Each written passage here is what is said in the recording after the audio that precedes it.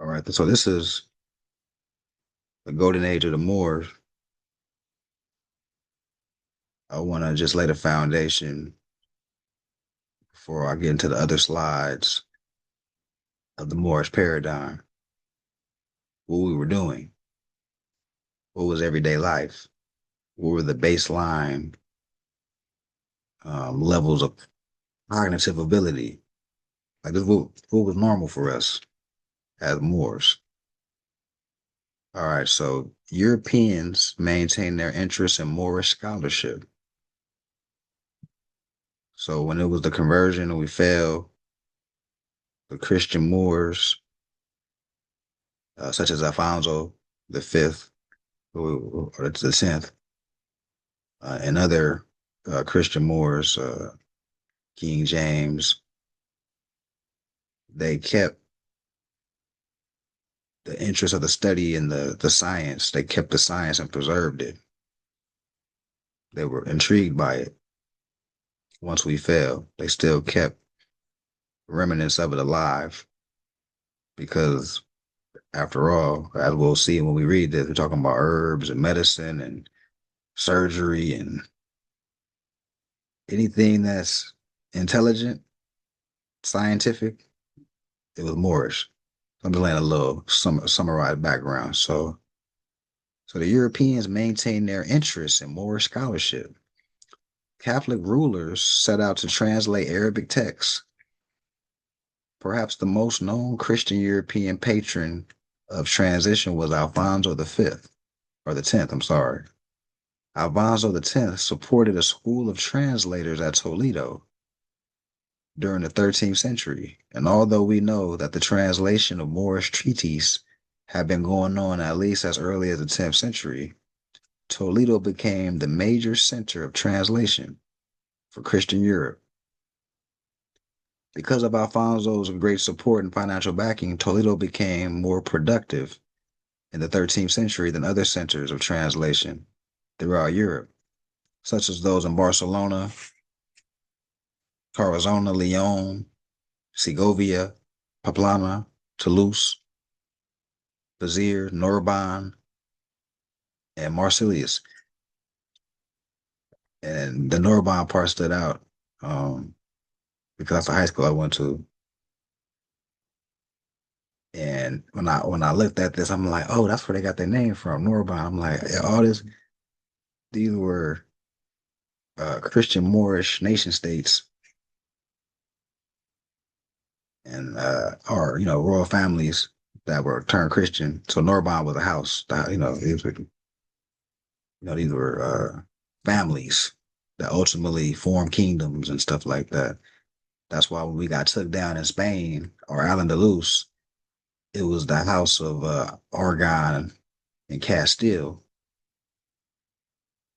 that merged their families together to take the Moors down in Granada. Brother Hassan, peace and love.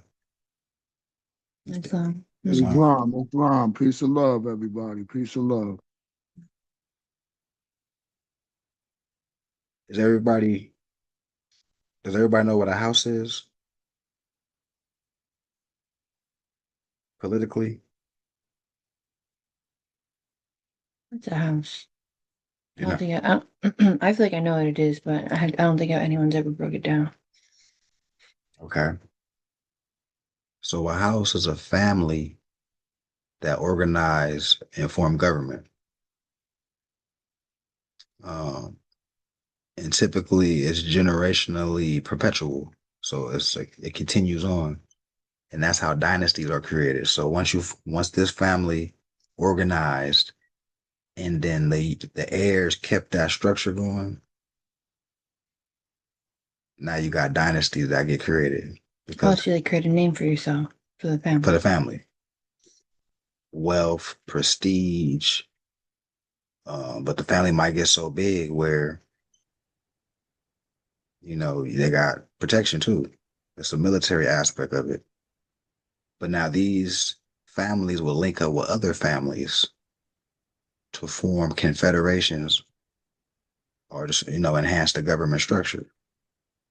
But trust law is also important. So the family will set up like a trust slash government. So that's how the inheritance, and that's the head, the next head will be the son or the whatever or the daughter, or they'll keep that going. Trustees will be the elected officials. Beneficiaries will be the people that showing allegiance to that house, and then they'll link up with other houses. It might be four houses that are linked up under the same way of life, and that's how these empires start. These kingdoms, the empires start developing. Uh, Anybody want to add something to that space? Um, Islam. Through my studies, one of the most significant houses that I've been keep coming across, just for everybody's, own personal research or anything, is the House of Burgess. The House of Burgess. It was a noble house, but it turned into the House of Delegates in the United States. So this is a family that was a house that turned into a what would you say, a fiduciary type of entity within United States. So if we say families still dictate the terms of, countries or whatnot, the House of Delegates is the House of Burgess. So when you say all these people are, when they say that the presidents are, they're all family and whatnot, House of Burgess, the House of Delegates, it's one house, it's not, they just changed the name, they inversion tactic, you know, subterfuge. I yield. Peace and love. Islam. And the most famous one that I like to use is because most people know about the Moors as far as they got took down in Spain and the Red House collapsed in Alhambra. That's the most commercialized story. So I like to explain the house by that. Queen Isabella, King Ferdinand, the House of Aragon, the House of Castile, two families united in attempt to, you know, uh, dethrone the Moors in the area of Granada, right? Two family clans. Now, as the families expand, you got people that are not necessarily bloodline. I might still want to be down with that situation. That's what typically happens over the years, but they still have allegiance. So you got people that share blood, and you got, just like any organization. But as long as the allegiance is there, we can all, push the political agenda accordingly. All right, so great discussion about the house, right? Um, so Alfonso V supported a school of translators at Toledo. I read that. I'm on the second paragraph. Alfonso was truly wise for engaging in such an enterprise of translating and studying Moorish scholarship. Alfonso amassed at his Toledoan school translator scholars from England, Italy, France, and several other European lands. These men translated scientific, didactic, or morally instructive, polemical, and recreational treaties from the Arabic into Latin, into the developing Spanish vernacular, as well as other European languages like French. The work of the Al-Andalusian scientists like Abdul Rahman. So when we say Al-Andalusian, we're talking about the Moors from Al-Andalus. After 1492, Al-Andalus became, you know this? Oh, you quizzing me? Yeah, I'm through that. You can't throw a curveball at me like that. So before 1492, and the Moors fell, it was referred to as Al-Andalus. After the Moors fell in 1492 and they got colonized by the Christian, what did it become after that? New Spain? Spain, Not New Spain. not New Spain. Spain. I was close. Spain. All right. So whenever you hear an Al-Andalusian, you're talking about Moorish scientists in that area, right? So the scientists like Abdul Rahman ibn Ashik, ibn Hashishim, who had written the text of ophthalmology, which is the effects of the twilight on the eye. All right, so think about this. We know about all the ology, psychology, sociology, but we're looking at ophthalmology. What is ophthalmology? You did right. No, the study of the eye, but the effect of the twilight light upon the eye. All right. So before I continue, this is what we were on as a people. You see how we fell? This is common, right? We had a bunch of scientists just running through the houses and the government structure. All right, so we're learning about what we were doing. What was the ABCs of our lifestyle? All right, so these scripts were translated and spread throughout the academic institutions of Europe. And by the way, the people, so these Christian kings that were getting things translated, who you think was translating for them? The Moriscos, the ones that after it got colonized, it was Moors that didn't get expelled to different places of the world and stayed and became Morisco, practiced their culture in secret or whatnot. Um, these are the ones helping these Christians decode and turn to different languages because we spoke multiple. So it was nothing to translate something from Arabic to French and Latin or whatever the case may be, Sanskrit, whatever the case. All right. So we're just kind of blowing this thing up.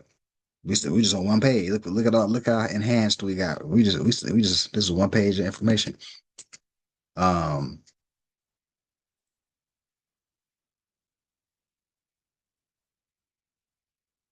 all right, so Abu al-Qasim Khalif ibn Abis al-Zakwa, also known as Abu Qasis, was a renowned Muslim physician and court doctor to the Al-Andalusian Caliph Al-Hakim II.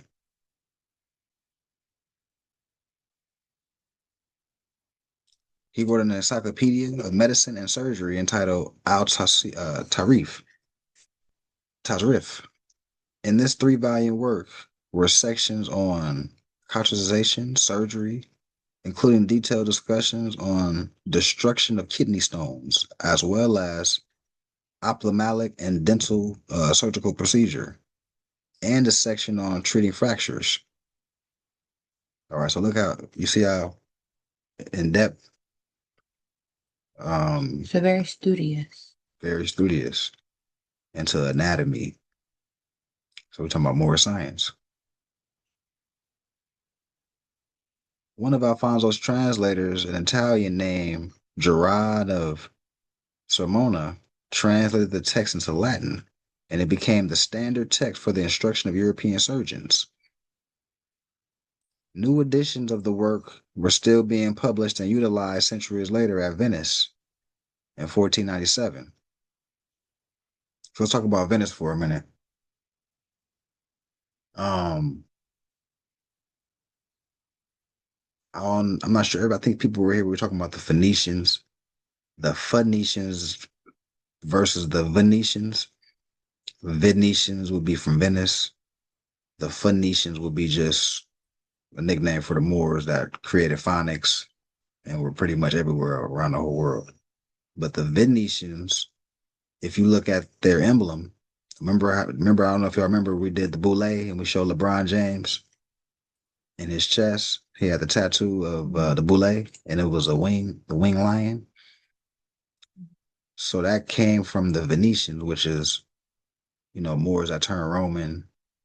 And now you got all these, today you got, what they call the hidden hand, or these, a lot of people like to throw around the Rockefellers and the Rothschilds and all that, but they're all in the same cahoots. But Venice would be the Moors that was part of that crew, or the Romans.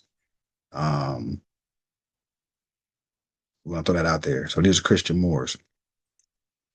And notice 1497, that's the year after, no, it's 5 years after 1492.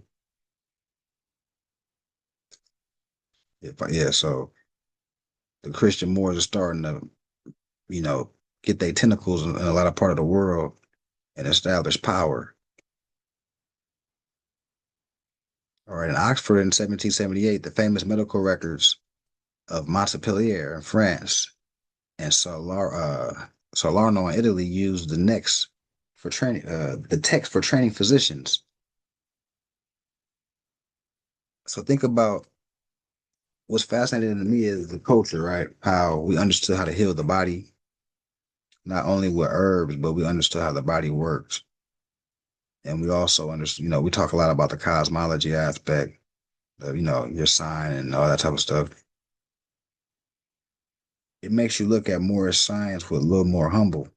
A lot of people come into this movement with the political situation, like the nationality, political status. Uh, but this comes with it. A lot of people don't comprehend. I can say a lot, but most people they don't understand when you're saying more science. That means you're striving to be intelligent. You're striving to, not only master yourself impulsively, but you're intelligent. You know a lot of ologies. You know how to do stuff, different trades, know how to heal, making herbal concoctions, right? So these are things I like to highlight because it's important to know, especially you're in public with fez or turban. It's a certain standard that the Moors were known for. And we're gonna try our best to live up to the culture and tradition, which will make our magnet, our magnet that much more powerful when we're trying to do missionary work. It's the demonstration. People want to see a demonstration. That's why we're trying to get the land, we're trying to get the town established because a lot of people, especially our people in the North America, they're gonna look at this as like church, the mosque, like a religious, assalamu alaikum, and Nation of Islam. They don't know who, they're gonna put us in a box based on ignorance. So therefore, to reach people on that type of vibration, we need a demonstration. Like, okay, this is who we are. You need to wake up to that fact. But also, this is the demonstration that you can come into once you get your act together. You could be down with this. We have a town. We have a neighborhood. Because they're gonna look at other nationalities and people and see like they got a demonstration. It's sad that some of our people won't be part of the building, but it is what it is. That's what we're doing it for. We're building so we can.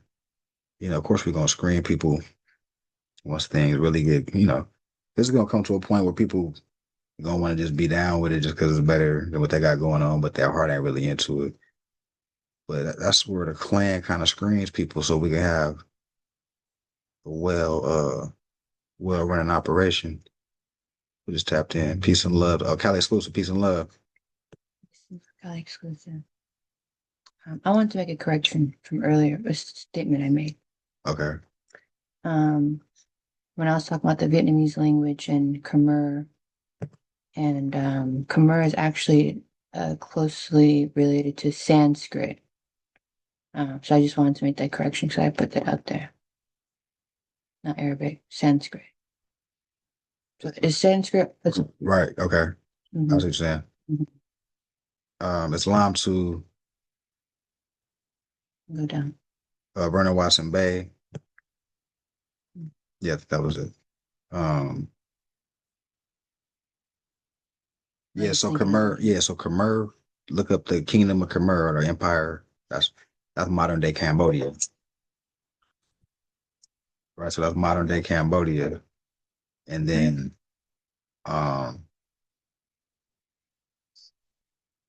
Vietnam and Cambodia. So the Kingdom of I can't think of Kingdom of Champa. Right, so the Kingdom of Champa and the Kingdom of Angkor. Give me a picture of it. I'm not sure what The Vietnamese and Cambodian today.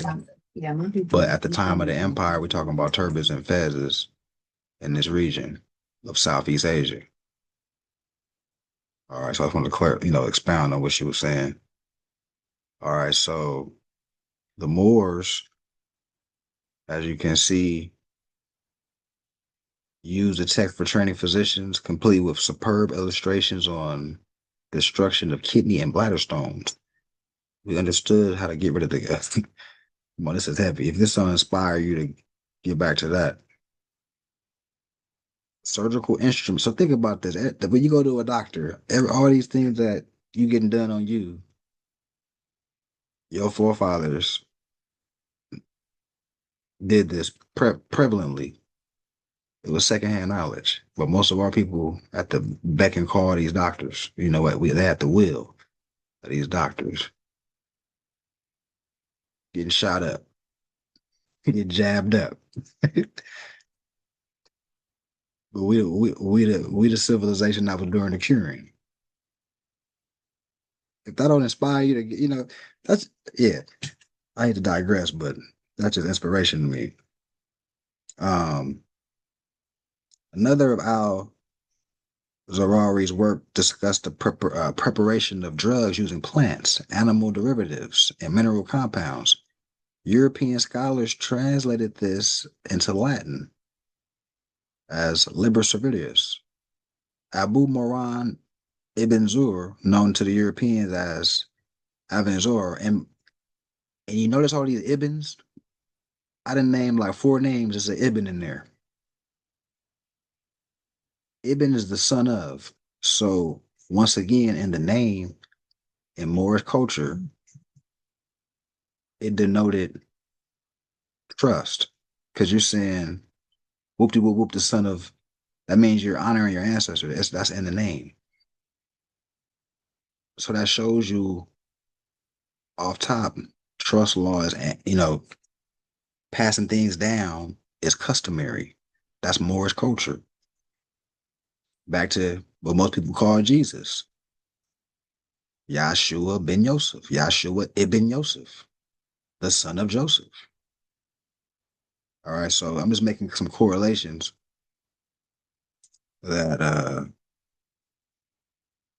help digest this. All right, so the civilian-born Moor conducted original research in therapeutics, tumors, and abysses, while serving as a court physician to both the Almoravid and Almohad courts.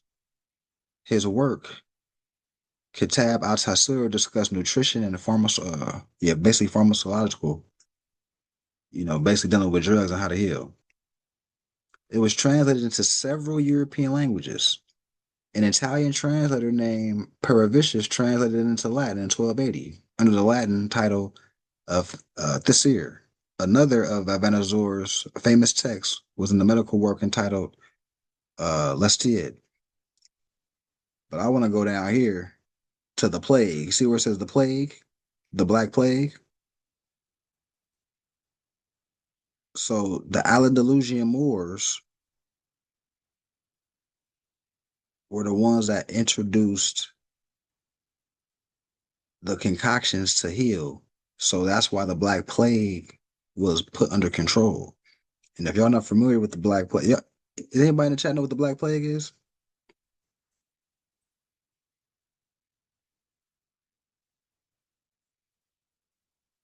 Anybody in the chat familiar with the Black Plague?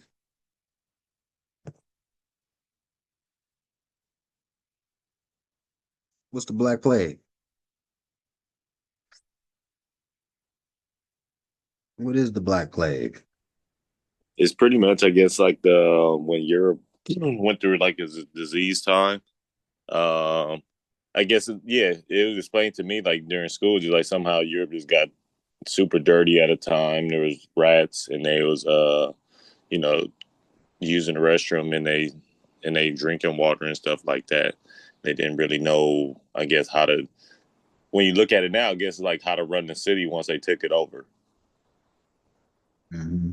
Okay. That's what we're like now, and it's like now moving into the city, they don't know how to use everything, and now it's just getting dirty, and it's oh shit, we still need them to fix it. Hold on. Mm-hmm. Right. All right. So it was such a profound area, concentrated area where people wasn't bathing. It was filthy, and it caused these diseases. And the Moors had to come in and cure all that, right? So the reason that I feel like that needs to be embedded in your mind is that's what we're on. Fast forward to we getting the jab, or most of our people getting jabbed up. We was the ones during the curing. All right, so that is something that I stress home to people that I'm dealing with, where the Moorish paradigm is a new space. Not only the political aspect and the laws, but it's actually a humanitarian culture. It's a scientific culture. It's an inheritance culture, like dynasties passing things down. All of these above is a well fusion of the Moors, what we're about, and it's a nationality of people. So this is how Islam. you distinguish it from a religious. Oh, Vernon Watson Bay, peace and love. Yeah, I was doing some research on the Black Peg, and that believed to be originated in China, right? And I think that's where the COVID originally was from too. Yeah. Well, for the most part, it was basically the Neanderthals that weren't, the Albion people and they crude state prior to us, the Age of Enlightenment, what they call it. We put them on and gave them the high science. One of them was how to bathe. This is one of the things the Moors taught, with proper bathing, so you won't have a plague again. Um, so when you talk about the mothers and fathers of civilization, what did your mom do for you when you was an infant? Did your mom bathe you and your father bathe you? Right? Right. So, Islam. Islam. Does the Plague correlate with the what they call the Dark Age? Yes. Yeah, that was the Dark Ages. That was during the Dark Ages. Yeah. So we talking about the Age of Enlightenment. That's when the Moors I'm talking about when you're talking about putting light on these type of people, you're talking about teaching them the ologies, the sciences, teaching them how to bathe, teaching them government structure, um, how to bury their dead, different herbs to use. And some of these people became uh, part of these lodges, and that's where they come from. Some of the people got the high science. And then, it's a bigger story than that. Like our Christian Moors, we use these people as torpedoes to go against the Moors. I was part of the Sultan, living, I still have sultans and caliphs and stuff like that. Um, so yeah, I'm glad he brought that up, because now it's a different aspect that needs to be known, that these Moors that we're talking about, like such as we're talking about Noroban and Alfonso right here, Alfonso X. These are European Moors that are dark skinned, but they had Slavs that worked for them, the grunt workers. They would send these Slavs to go to war against the Moors that were still Muslim, that were practicing a Muslim way of life. Just to put more context into what was going on. So you got Christian Moors and Muslim Moors, they both had Slavs. The Slavs wasn't bathing. The Christian Moors didn't care about all that. The Muslim Moors come and shut all that filthy stuff down, most notably in the era called the Age of Enlightenment. They got them out the Dark Ages, right? And now you got 700, the most famous account of this would be 700 to 1400s of when the Moors occupied that area and revitalized it. Anybody got any thoughts on that? That space? Anything? Islam. Islam. Yeah, I would like to touch on the Black Knight movie with Martin Lawrence. And then and if you haven't seen it, you should probably check it out now that you know this information. But they refer to him as a Moors in that movie as well too. But he goes back in time, but he's from Florence and Normandy, and he worked at this spot called Castle World. He go back in time, and then he wake up, and he think he in his village that's just old, and it's like 14. The dates they say in the dates, the dude is like, "You Moor?" He like, "What you call me?" He like, they say it multiple times, but it's a Black Knight, so it's like they call it the Black Knight, but the dude refers to him as a Moor in the movie, and he's going through this European town where it's like, they using the restroom is dirty. Like, damn, and it's just like the chick there, they loving him and stuff. Like when he come to town, like, hey, this dude fly, like, and it's just like it's the whole it's a key in itself to the whole thing. And then that's why I realized, I'm like, what did they call him in that movie? For some reason that line stuck with me. Then when I came across the information, I'm like, oh dang, he dropped on with that. Right? And you see what you Yeah. said? That wasn't bathing, it was dirty. He would Yeah. fly.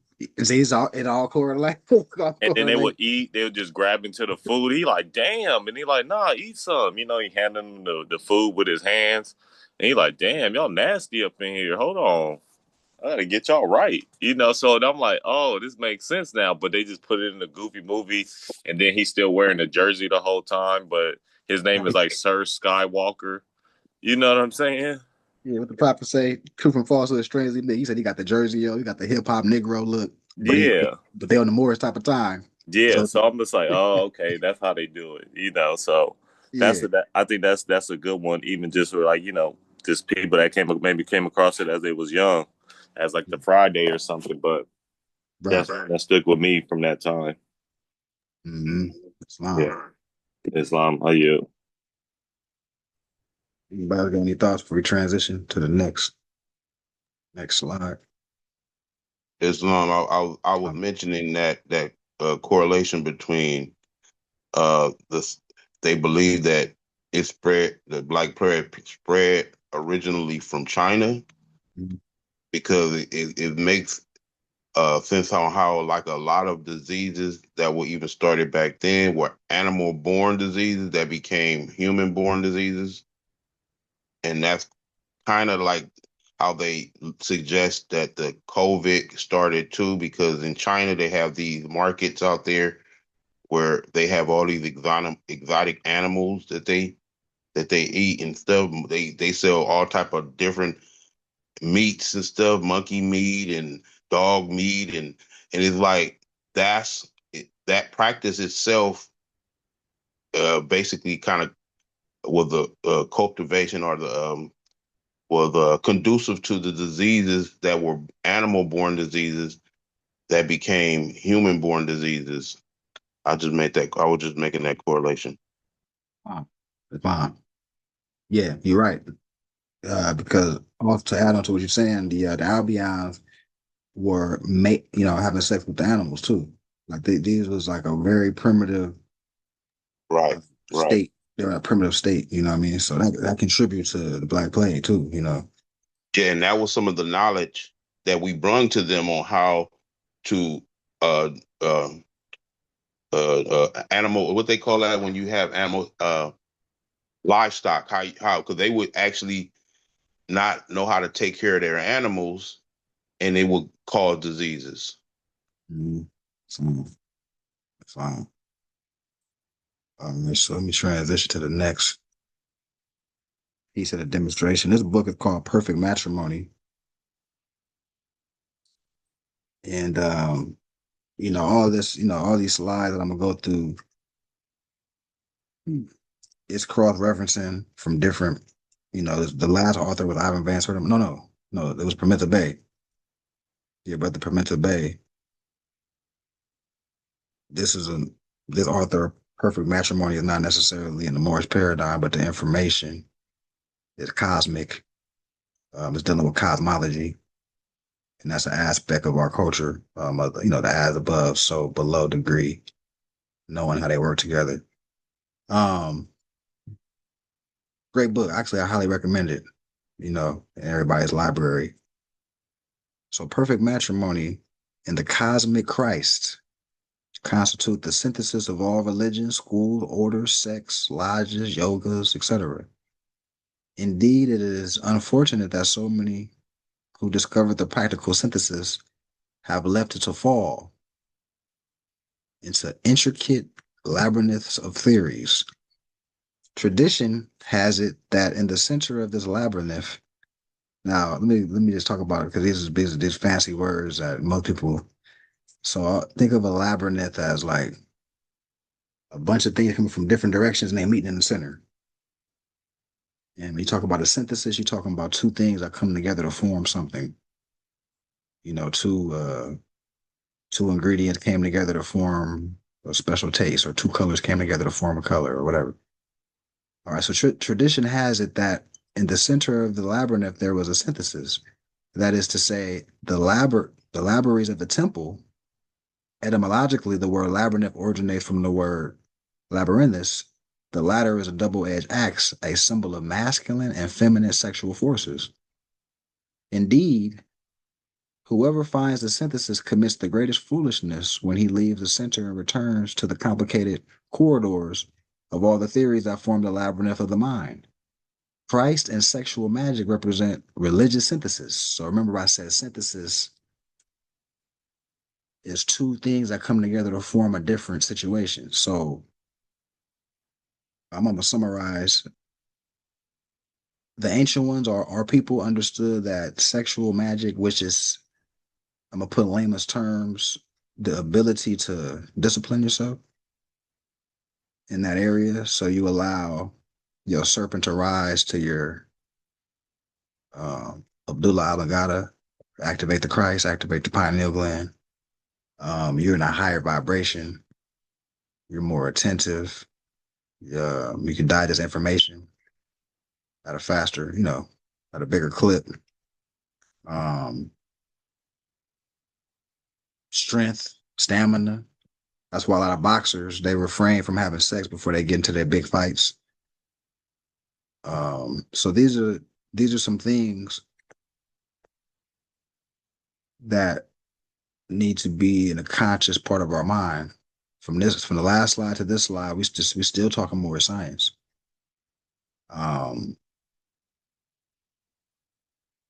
So to activate the Christ, the most adept level of people that had most adept understanding or comprehension understood the prerequisite to activating the Christ is you being able to control yourself or your flesh, being able to control your carnal self. That's a prerequisite to activating the Christ. When you can do that, sex will be the biggest one, but it comes in different levels. It comes in the form of sweets. It comes in the form of a lot of different things that could become an addiction. The thing is mastering yourself.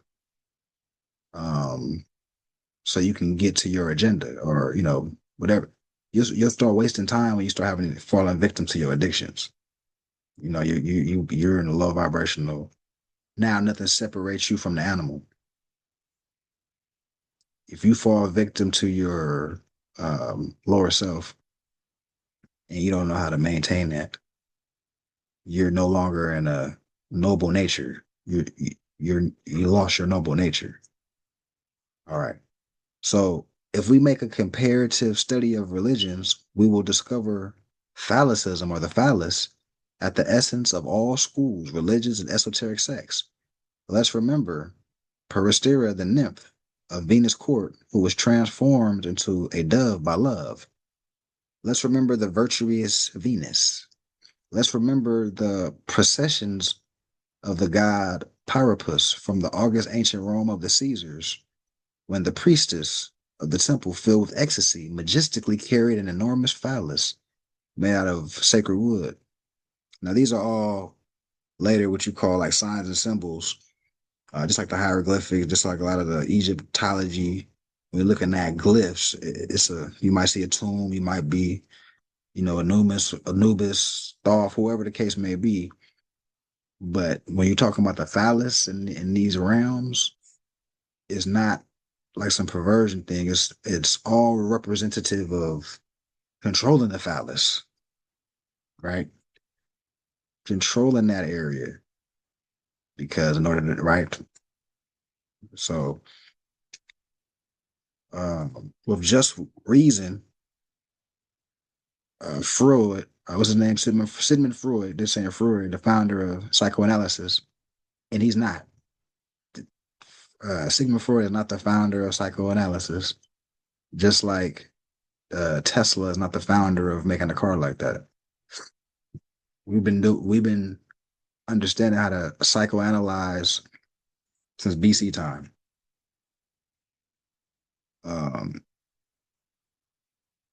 So the mysteries of fire are contained within the perfect matrimony. All fire cults are absolutely sexual. The Vestals were true priestesses of love. With them, chaste priests reach adepthood. It is unfortunate that modern Vestals or the nun do not know the key of sexual magic. It is unfortunate that the priests of this day and age have forgotten the secret key of sex. We feel profound pain when we see so many yogis ignoring the supreme key of yoga, sexual magic, the supreme synthesis of all yoga systems. People are filled with horror when they hear about sexual magic. However, they are not filled with horror when they give in to all the sexual cruelty and carnal passion. In this book, dear reader, you will have the synthesis of all religion, school, sex. Our doctrine is the doctrine of synthesis. Powerful civilizations and grandiose mysteries existed within the profound night of the centuries. Then the priestess of love were never absent from the temples. Those who became masters of the White Lodge practiced sexual magic with them. The master must be born within us by means of sexual magic. The master, the mastermind, the high priest, the noble. All these people practice self-mastery. In the sunny land of Kim, there were the ancient Egypt of the pharaohs. Whoever made the great arcanum or sexual magic public was condemned to death. His head was cut off, his heart was torn out, and his ashes were to be tossed to the four winds. So if you think about how strict this was, if you were caught, being flirtatious and out of order, you would get beheaded in some cases. That's how serious this was, because our people understood how that could become a weakness. That could become a cancer. The enemy could come with a beautiful woman and just, become a spy. And you just gonna lose it because you seen a beautiful woman. Now the whole government, the whole empire that crumbled. Because one weak link could control his lower self or her lower self, So this is why with beheadings. People that talk about the Moorish paradigm from this space might make it look bad, like, oh, the Moors was, beheading people that had the scimitars and they were just cruel. But, it's always a reason. It's typically because you was a traitor or you was a weak link. In both cases, you're a detriment to the family. And we got to protect the young. You got to protect the children. We got to protect the infrastructure. All right, so continuing. In the land of the Aztecs, men and women who aspired to become adepts caressed each other, loved each other, and practiced sexual magic for long periods of time within the courtyards of the temples. Whoever spilled the cup of Hermes during these temple practices was beheaded for having profaned the temple or disrespected the temple. This ancient.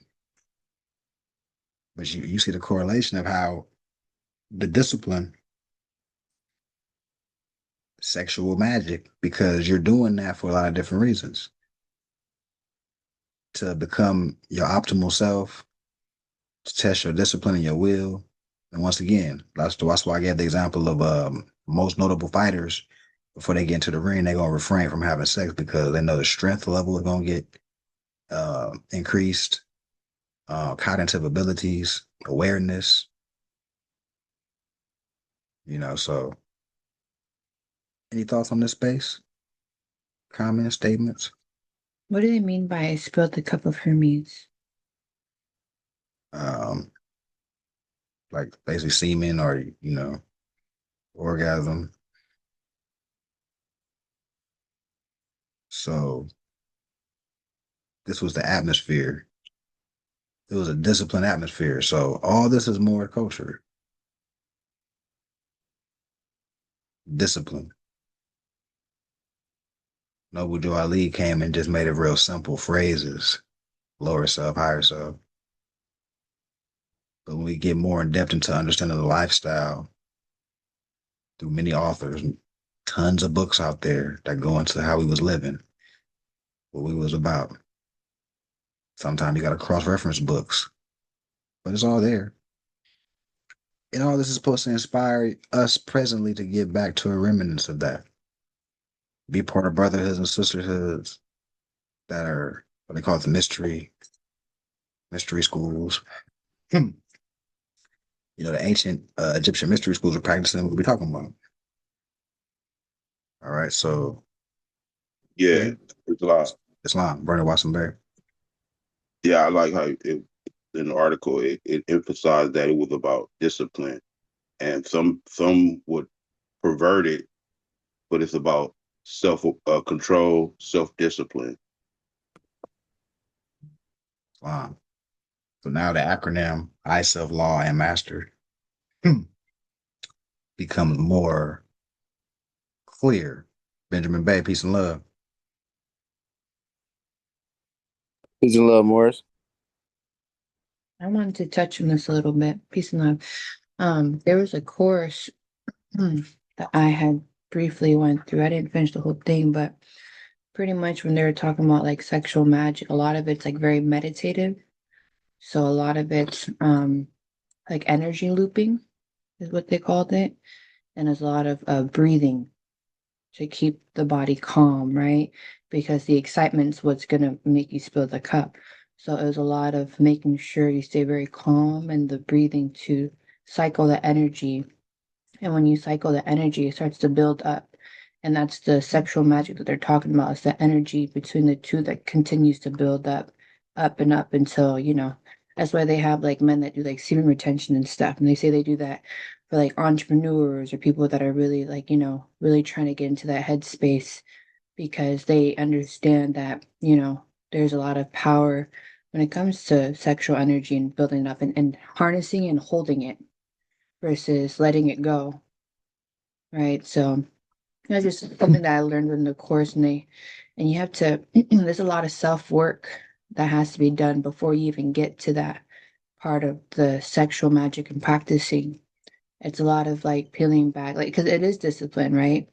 It's a lot of peeling back and cutting cords, right? Things that don't serve you anymore. So it's a lot of self-work before you even get to that physical practice with somebody. Right, right. What's your thoughts on that? And in the chat, check the chat.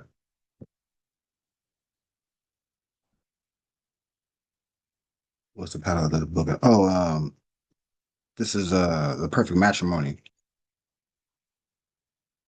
Let me look at the author.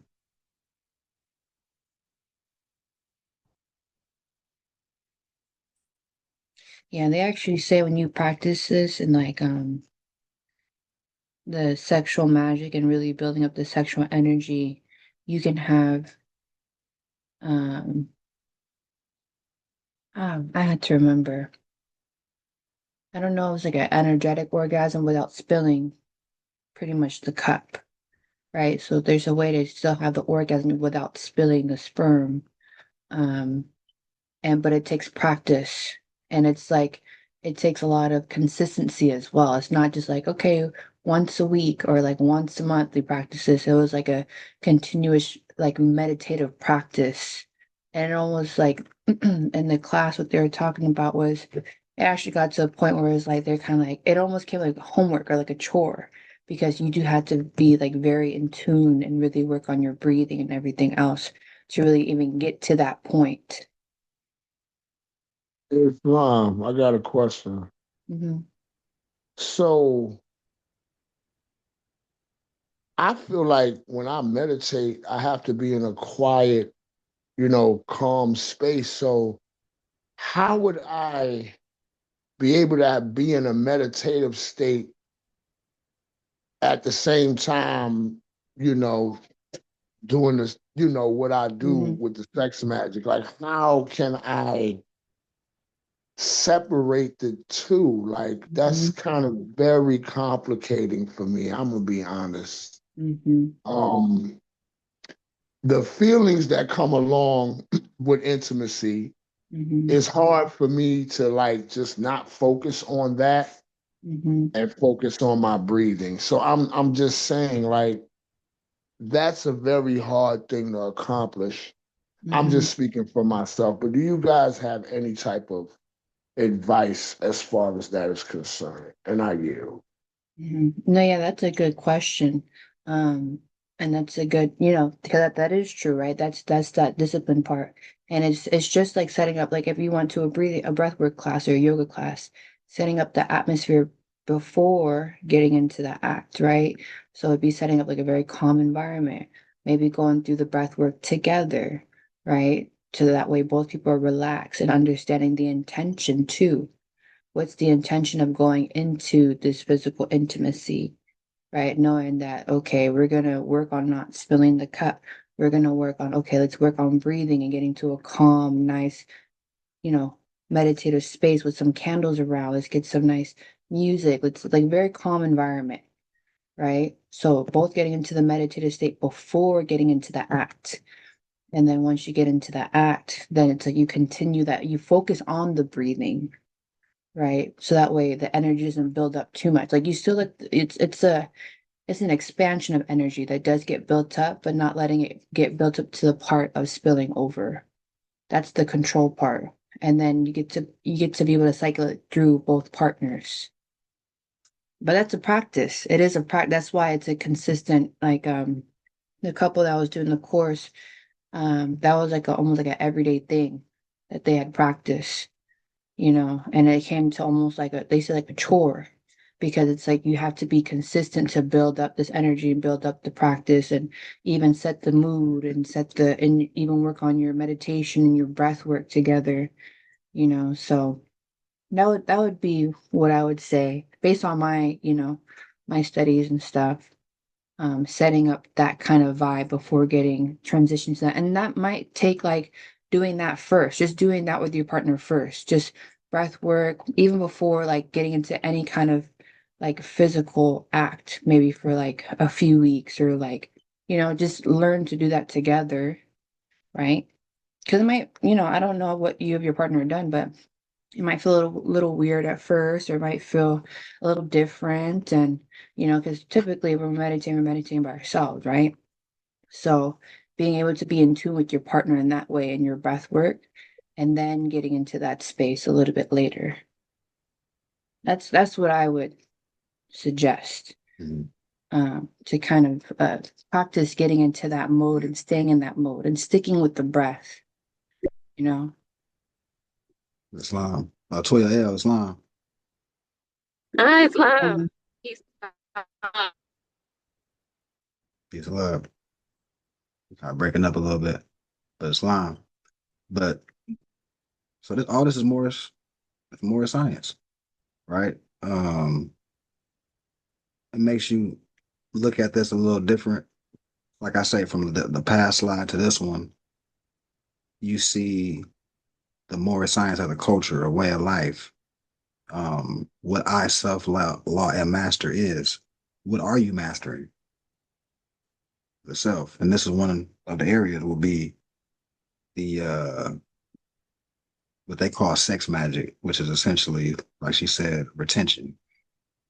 Um, but the reason I keep bringing up the boxers and why they do that, why they refrain from having sex before the fight is because your senses are heightened, you know, and you're a lot stronger.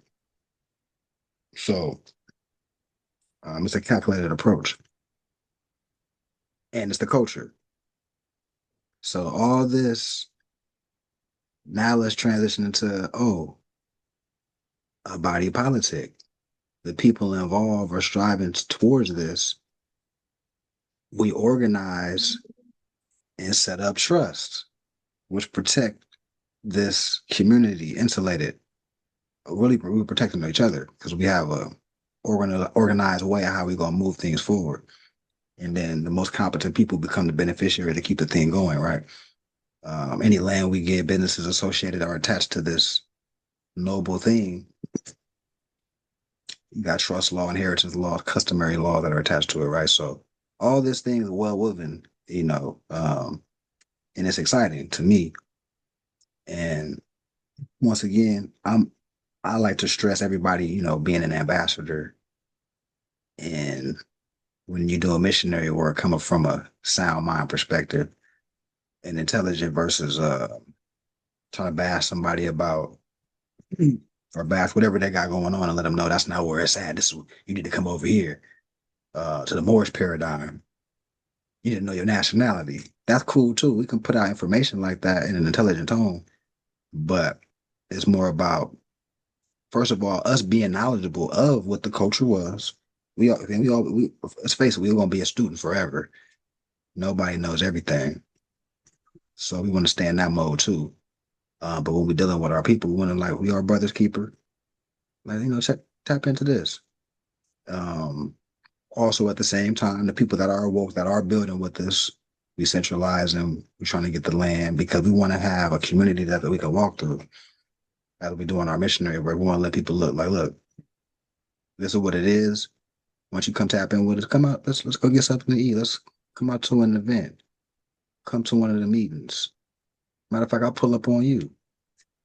Let's what's been going on in your life? How you feeling? Right? It's more you want to have that brotherhood and sisterhood element as well. So all this stuff is a well fusion of what we're trying to do to uplift all of humanity. You know. Um, Let me read a paragraph before one more. Oh, you got something? Yeah, I just wanted to ask Hassan if that was kind of helpful and also like suggest there's like courses for stuff like that. I would suggest before even like practicing, maybe like learning through someone that teaches something like that. So you can go through like the meditative practices and kind of get it more because we're kind of just touching on it, right? Like this is part of the culture, but this is not really clearly going through like exactly how to do it. So if you do want to start practicing that, I would suggest going through a course. And they do have like an online course for stuff like that where they talk about it, cutting the cords, a lot of self-work before you get to the physical act and stuff, and how it can even be dangerous to even go all the way up into, you're almost going to spill the cup and then suppressing it, right? So that's why I'm suggesting taking a course because there's a way to go about it. So I hope that was kind of helpful for what you were saying because I know there's a lot of feelings when it comes to intimacy, right?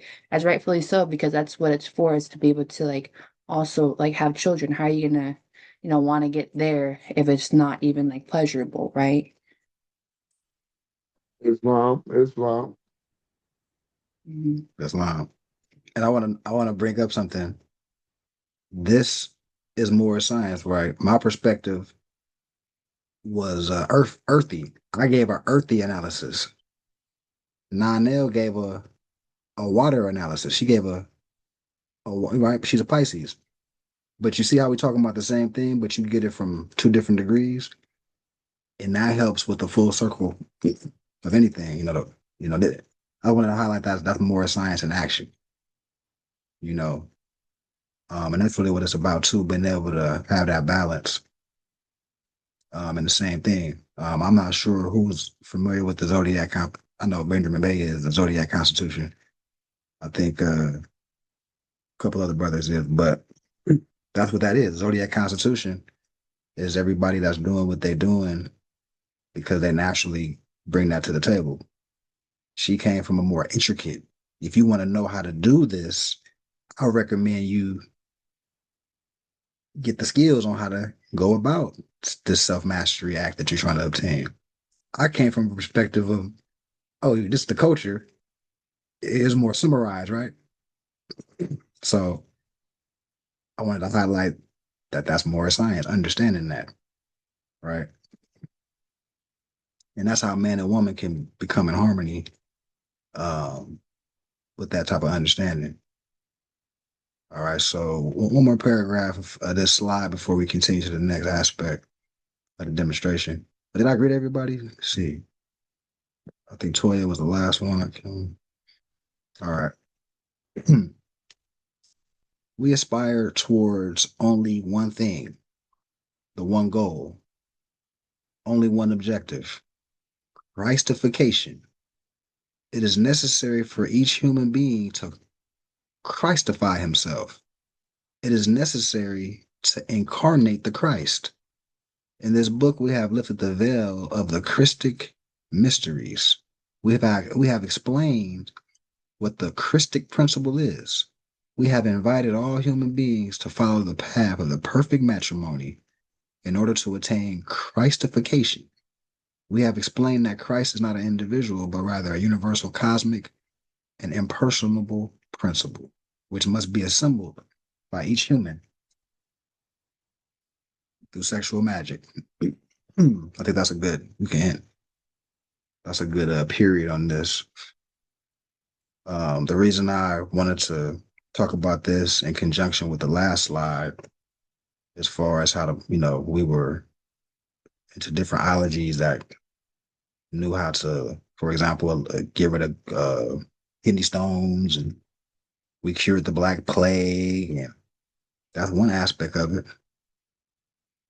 That's more external. That's, surgery and healing the body is external. That's the remember, it's always a as above, so as above degree, so below degree, as within degree, so without degree. So if we dealing with healing the body, that's the physical as without. But what we're talking about right now is within, the self-mastery within. All right, so it's macro and micro, all more science. You got something? Yeah, and I also want to mention that sex is also very like spiritual and like very energetic, right? So even though we're humans and we have all these physical things going on, it's actually a very energetic and spiritual act. And that's why that was the culture, was that it was understood that you're merging two different energies and then building up the energy, right?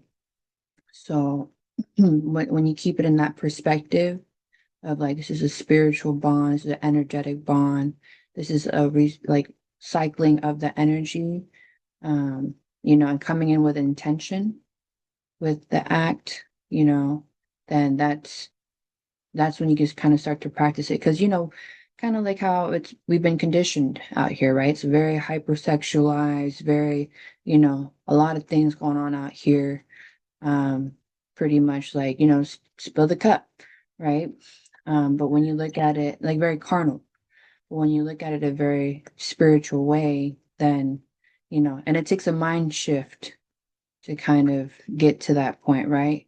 And that's like going from the carnal to the higher self, right? Is understanding like, yeah, this is a physical act, but it's tied in spiritually as well. So I just wanted to mention that to kind of, get that perspective out. I'm gonna do one more slide that's a cohesive what we've been talking about. We're gonna get into the land auction terms and conditions. We have a auction that's coming up, which we're looking at some land in Parablossom. Now will speak a little bit on that. We also have a physical event that's coming up Sunday On the 12th. on the 12th. We'll talk a little bit about that on the back end before we close out. Potluck style over here, Kenneth Hahn Park, La Cienega in LA. All right, so let me go to the next slide. So this book right here is called Simplified Scientific Astrology, just for a reference. And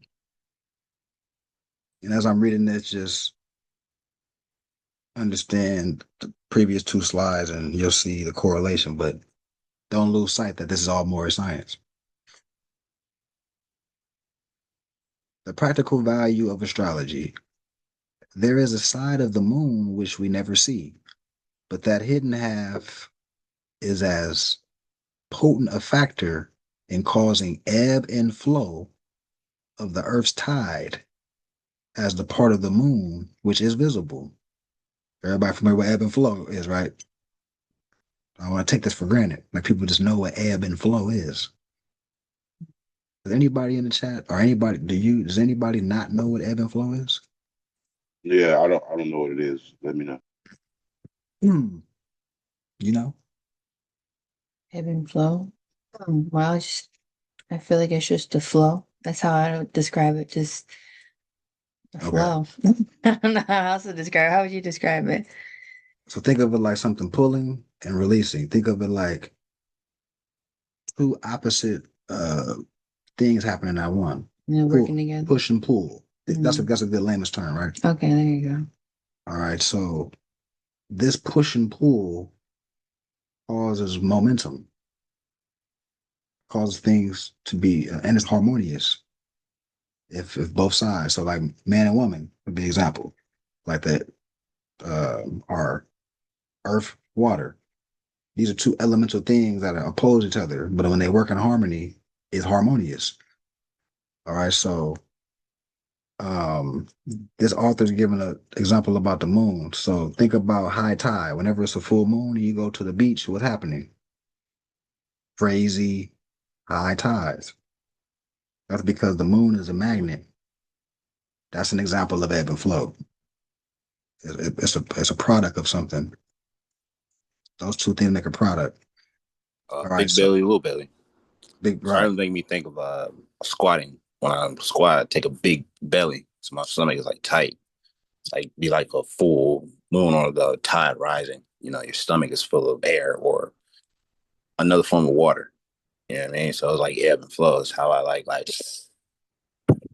and that creates momentum because at the bottom of the squat, if you got a big belly, you shoot that air out, you'll like propel yourself up. You know what I mean? Kind of like a jet almost. But that was kind of making me think of that ebb and flow. You. Mhm. Islam. That was great because you made me think of the belly of the Buddha, like the depiction. Yeah. He's sitting there with a big belly. Loki just probably holding his breath. There we go. That's He what's got a big going on. belly. So practicing of yoga, you're gonna take a big breath. And when you do, and when it's in the gut like that, you're gonna have a protruding belly. So that's what you call anthropomorphic, not anthropomorphic, but over dramatizing that the Buddha was fat. He had a belly because had took a deep breath, and then they ran with that and made it like he's a fat man or whatever. But that's a principle of you just simply taking a deep breath, so you can activate the right breathing exercises, activate your cognitive abilities, right? So I wanted to throw that in there because he mentioned the belly to add on to what the brother was saying as well.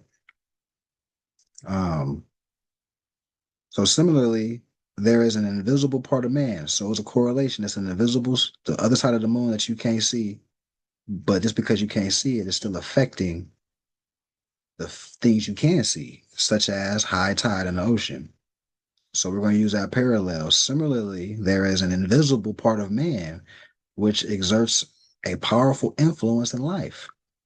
And as the tides are measured by the motion of the sun and moon, so also the eventualities of existence are measured by the circling stars, which may therefore be called the clock of destiny.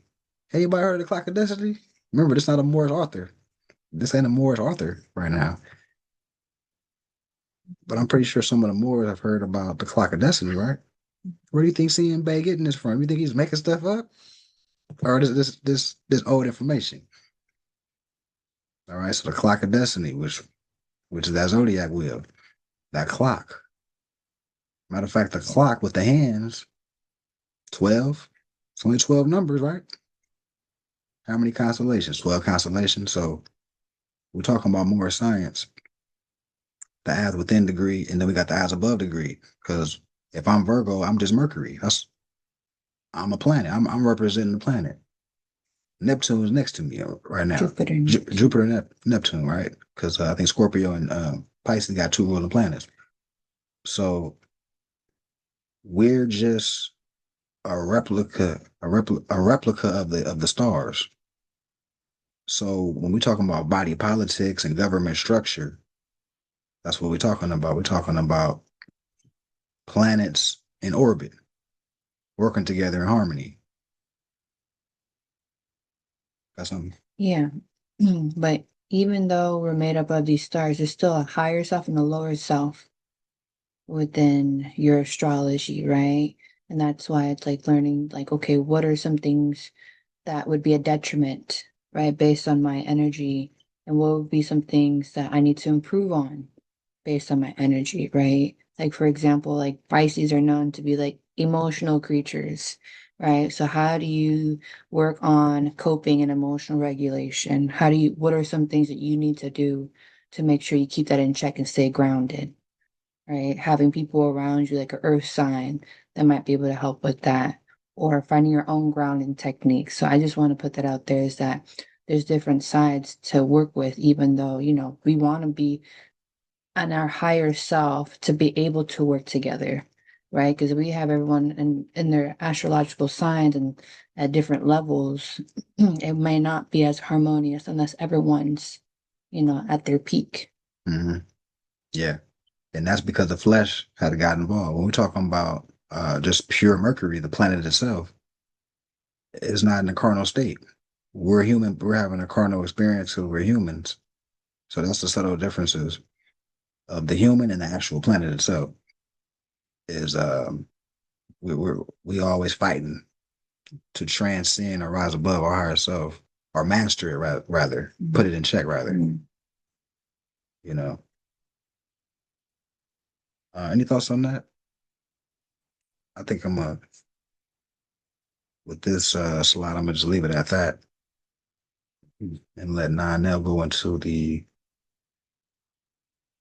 uh the auction terms and conditions of the auction. Any thoughts in general before we do that? Comments?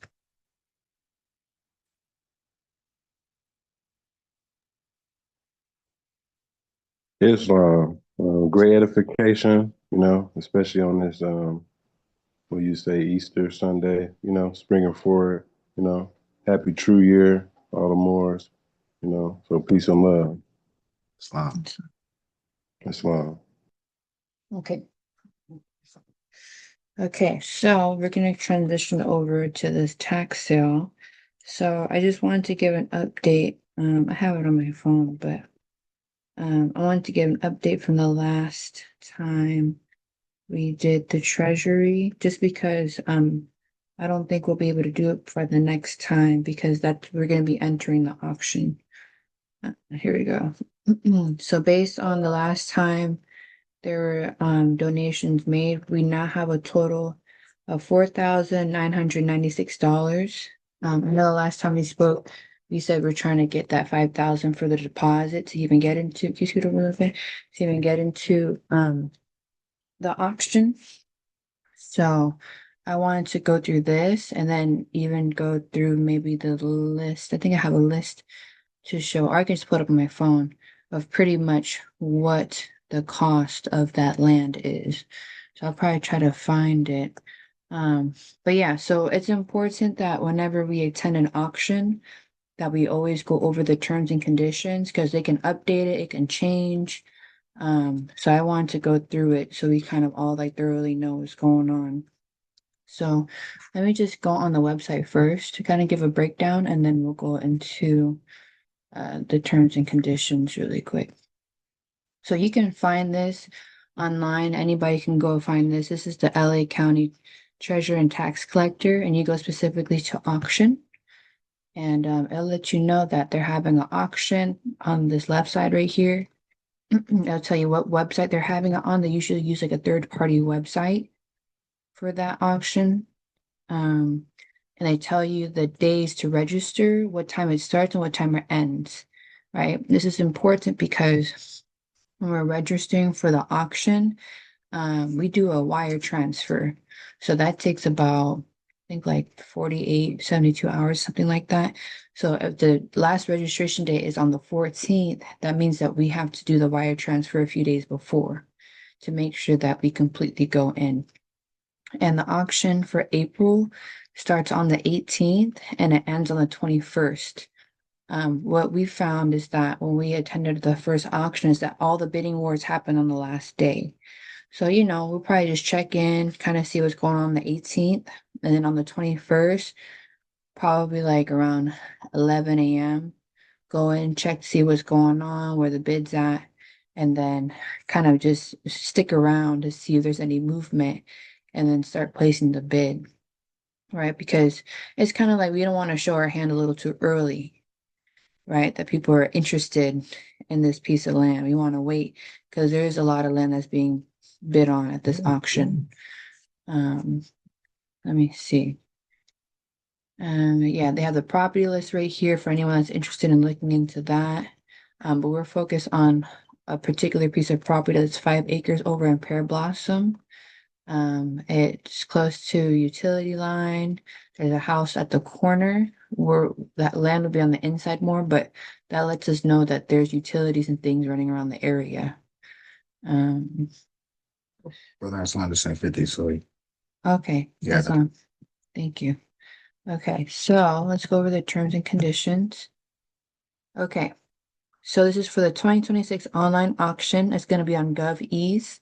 The date of the auction is on April 18th. It ends on April 21st at 12 p.m. So to participate in the auction, so we have to register online. So once, probably like on, I think on the 9th, on April 9th, I plan on going through the registration and then doing the wire for all the money that's saved up in the treasury, go through the bank, put the wire through. So that way we can pretty much get the deposit in, start, going to the auction on the 18th. So let's see. So we don't register with the county. There's no physical address to register in person.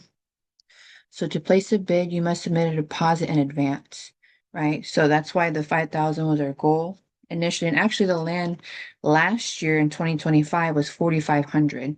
But because for whatever reason they held it seemed like it was a boundary issue. They've held it over to 2026. So the taxes have went up on it, the property taxes. So now it's at about 6,500, right? We have 5,000, but whatever we can get, me and Mafi will go ahead and put in the difference to be able to obtain the land.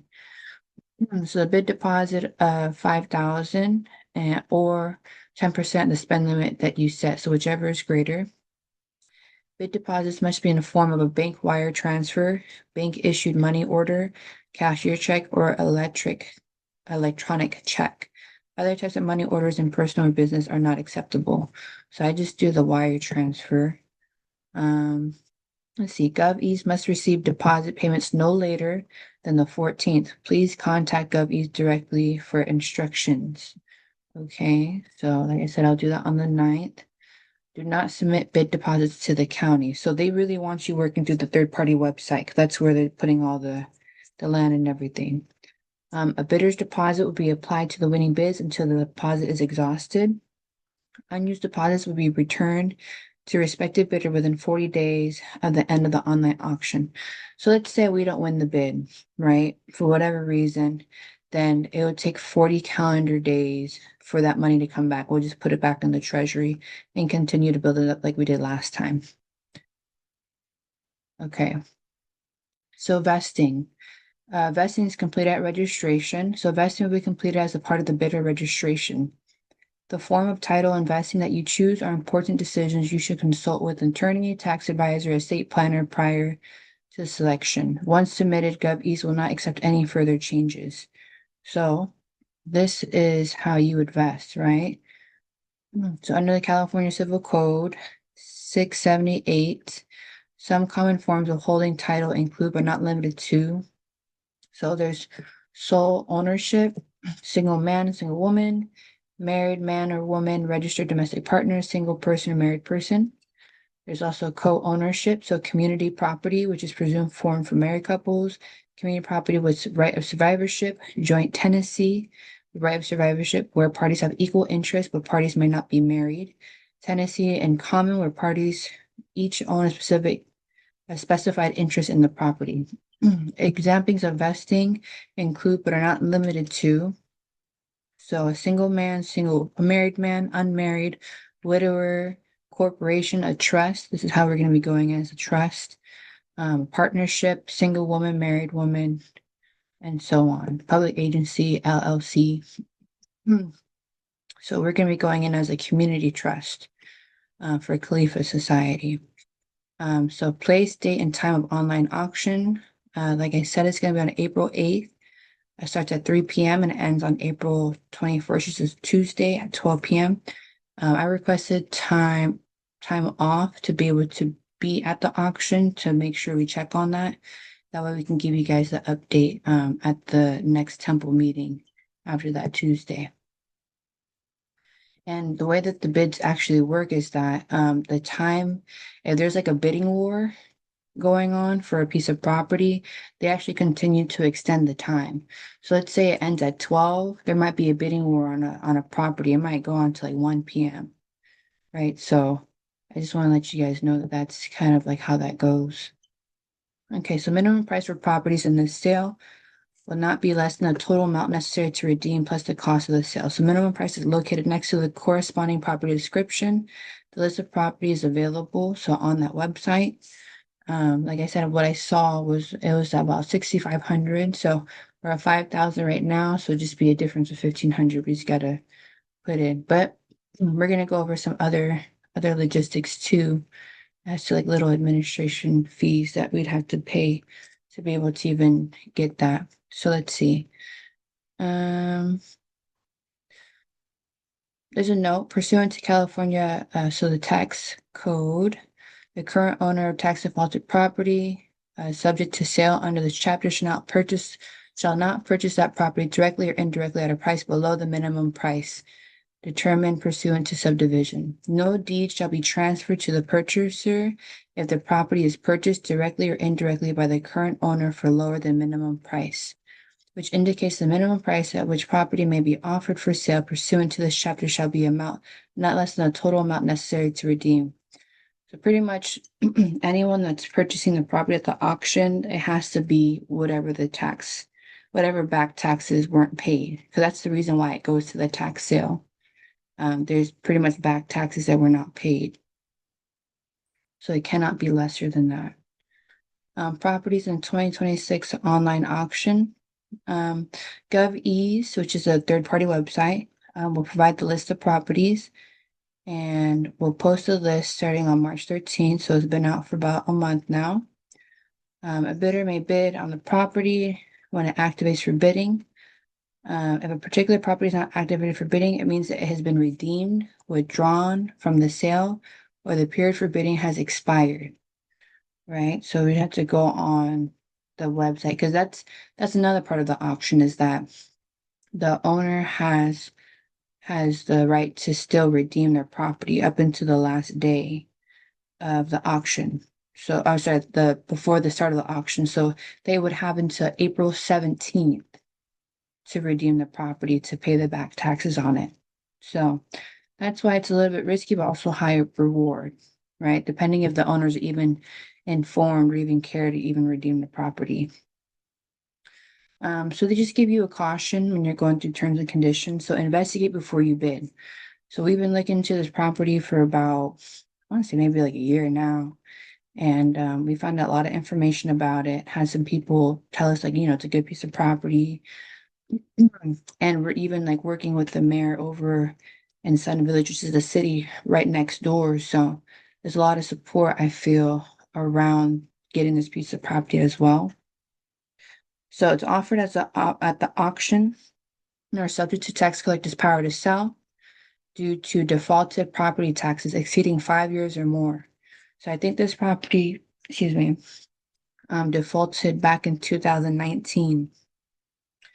And so that's why it's on the list. Parties interested in bidding on property are strongly encouraged to investigate to ensure the property meets their needs, right? So this property is heavy agriculture. It is 5 acres.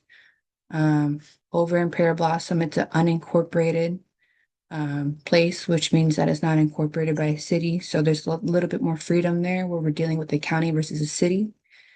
And that's pretty much what we were looking for. We were looking for exactly that. And that's why I feel that this is the one we want to bid on. So I feel like it does meet the needs for the vision that we're trying to draw out, especially because Sun Village, they have a mayor he's Moorish, right? And he has a bunch of Moors on the council. Yeah, yeah.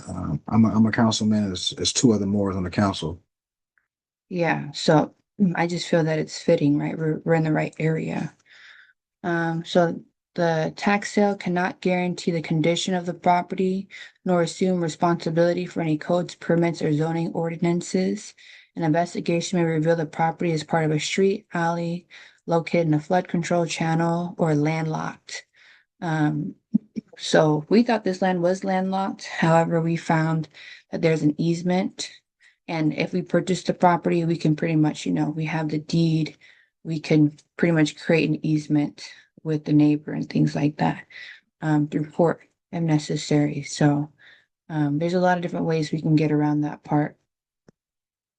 And there's only one person that's next to the land. Just a little side note, if the land's like all the way inside and there's like 5 different landowners, you'd have to go through all those 5 different landowners. And that's why they say landlocked, because sometimes it's really hard to get a hold of all those owners, but we just have one.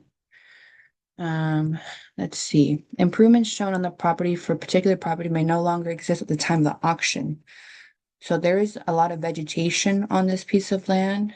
But they have companies that we can hire to pretty much get rid of all the vegetation on the 5 acres. So we can start really having a ground and developing on it. The burden is on the bidder to research thoroughly before the tax sale any matters relevant to the decision to bid. Bidders should inspect the property before bidding, but may not trespass on private property. Right, so there's a lot of homework we had to do online without actually having to pass through, right? And it's sold as is basis. So the counties make no warranty, either express or implied, relative to usability, ground location, or property lines of the properties. The prospective purchaser must determine the exact location, desirability, and usefulness of the property. So what we wanted to do with this piece of land was agriculture, housing, however that looks like. I really wanted to do like solar and like a well, but we're gonna have to look into that and see how we can make that possible. Pretty much we wanted to make it very livable for people to be on there and to be able to grow food on there. That's the goal. It's like the little Moorish town, because 5 acres is a lot. We can do a lot with 5 acres, People get big houses out here that's like 2,500 square feet. 5 acres is like 3 football fields. Just in case, you guys wanted to measure. So the county assumes no liability for any other possible liens, encumbrances, or easements recorded or not recorded. Bidders should investigate thoroughly all properties of interest. Okay, liens that are not removed by tax sale. So there are some liens that do get removed by tax sale, and then there are some liens that do not get removed. And because at tax sale, there's not just land that gets sold. There's also houses that get sold at the tax sale as well. So sometimes they have liens on them. So a tax deed will cancel all private liens, right? So if there was a mechanics lien, judgment lien, deed of trust, as well as prior delinquent taxes. However, public liens such as property assessed clean energy, weed abatement, demolition, foreclosure judgments on those public liens will not be discharged. So that's something to look into in case in the future you guys also want to attend an auction. Certain liens do get discharged and some don't. Bidders may obtain a list of properties subject to weed and brush clearance. So they actually have on here, if you want to see what kind of liens there are, they actually have them right here. List of properties with conditions. IRS liens, weed abatement, and then the brush clearance lien. So those are the ones that don't get brushed off. So they have a list right there. The list provided by these agencies may not be comprehensive, so still do the investigation, right? So that'd be doing like a title search with a title company or going to the assessor's office to look through to see if there's any liens that are recorded.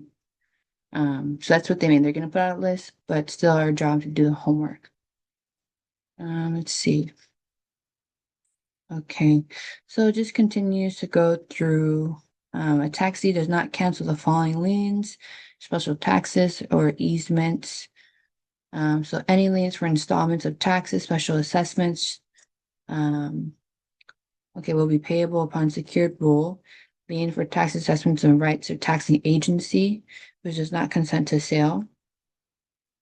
Let me see what else. Yeah, I don't know. We have to go through all this just because for the particular land that we were looking at, we didn't see any liens or anything on it. So I don't want to go through too much information because it's very, very detailed. Contamination properties. So prospective bidders can obtain information regarding contaminated properties from different agencies. So they even give you resources, right? If we want to look into the public works or environmental, we want to look at sanitation, so they give us actually numbers and websites we can go to look at the water over in the area as well, right? Different districts. So this is also terms and conditions, also a helpful tool to make sure we're contacting the right people, to make sure that the land isn't contaminated, right?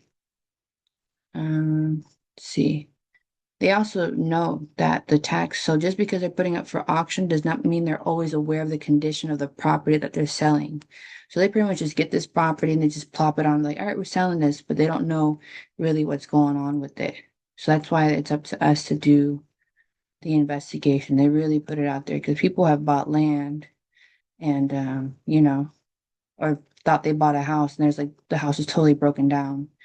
So that's why they always put that out there. All sales are final. Biddings will be in increments of $100. Property is sold to the highest bidder, except that the highest bidder fails to permit full purchase by the deadline, therefore forfeiting the sale. It will be sold to the next highest bidder if that happens.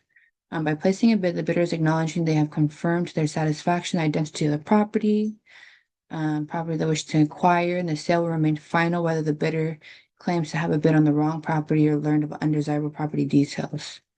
Payment amount will include the winning bid plus applicable taxes and fees. Okay, so this is what we're going to go into, right? This is important to know because it's not just straight whatever they put on there for the minimum bid or what people are bidding on. There's also fees attached to it. So additional taxes and fees on properties purchased at the online auction. So there's documentary transfer taxes per property, so 55 cents per $500.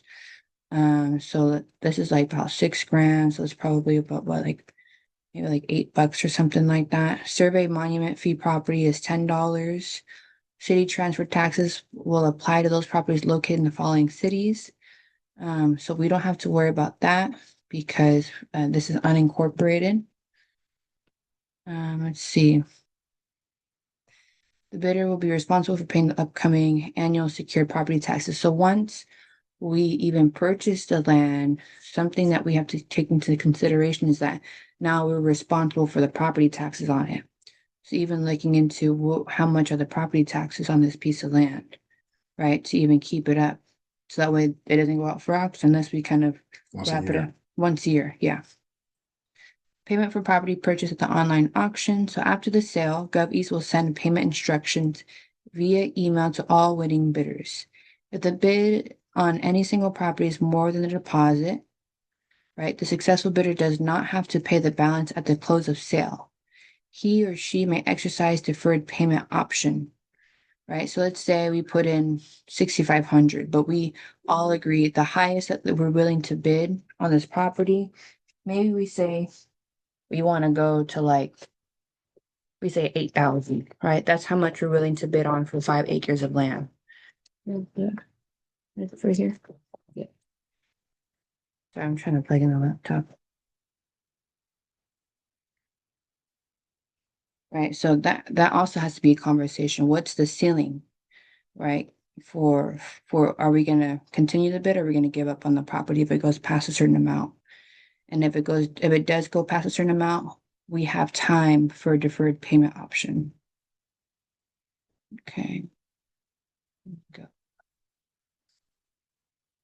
So this payment option affords the bidder additional time after the sale to pay any balance from the purchase price that exceeds the deposit.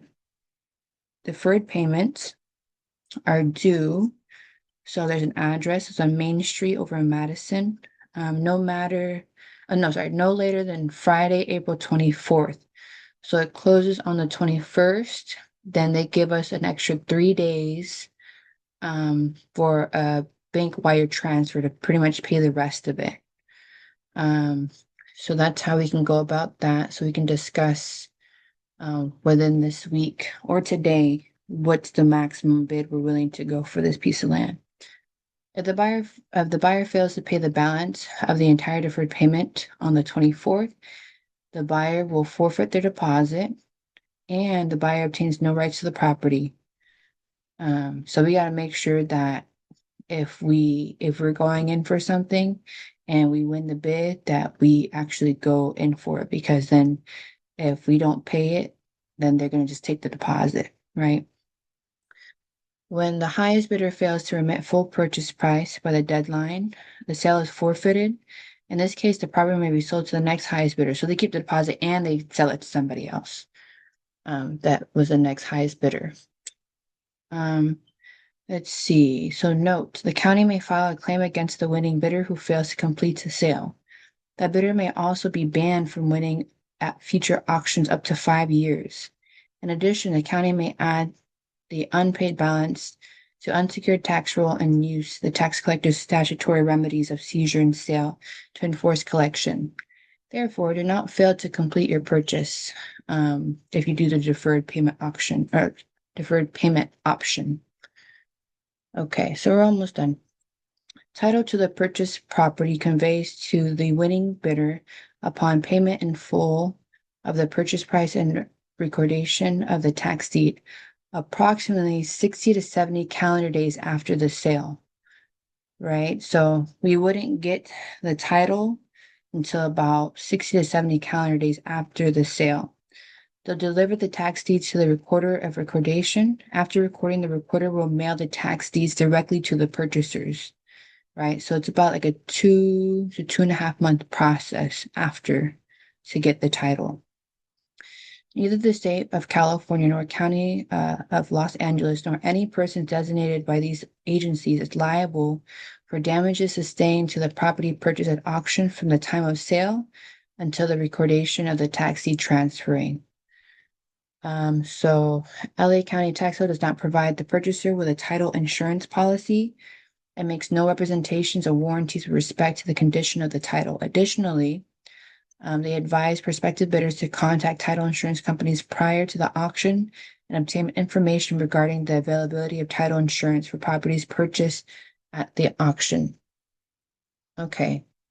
So they just also gave you like a list of title companies, title insurance companies that we can contact for additional information. Seems like they have a lot of different places. Breach of terms and conditions. So title tax defaulted property subject to the tax collector's power to sell does not pass to the purchasers until the LA County tax sale issues and records the tax deed with the recorder. Such until the winning bidder receives the recorded tax deed from the recorder. The following actions are breach of terms, conditions of the sale. So trespassing or engaging in any activity or making any construction on the property, attempting to collect rents, dispossessing, in any way contacting the current tenants, if any. So it sounds like until we receive the tax deed, we can't do these things. So we'd have to wait a few months to even get that and then record it over at the office to be able to do any kind of activity on it. Or we'd be breaching the terms of and conditions. So if a winning bidder engages in any of the above activities prior to receiving their tax deed, the LA County tax sale has the discretion to cancel the sale. Right? Okay, I think it's the last 2 pages. Redemption. The right to redeem tax defaulted property subject to the tax collector's power to sell is in this online auction terminates on the 17th, right? So like I said, the day before the auction, whoever the owner is has till that day to redeem, which is the last business day prior to the auction. There's no extended right of redemption in the state of California. And this is different. Every tax sale terms and condition is different between every county and every state. So if you decide to attend a different county sale, I would recommend reading the terms and conditions always. Redemption of a property will preclude any transfer of ownership. The absentee of record retains title to any property redeemed. Close of business on Friday, April 17th. Okay, withdrawal of a portion of the property that is for sale. So if they sell a portion of property to a taxing agency, or institutes a partial redemption, they reserve statutory authority to withdraw that portion from the whole property and sell the remaining part only. This information will be included with any corresponding properties. Anyone purchasing the same will do so with full knowledge and acceptance of the property being sold is exclusive of a portion and is not advertised or set forth in the initial online auction. Okay. Disaster relief property damage not sustainably repaired within the last 5 years due to a local, state, or federally declared disaster may not be eligible for auction for up to 10 years from the date of disaster.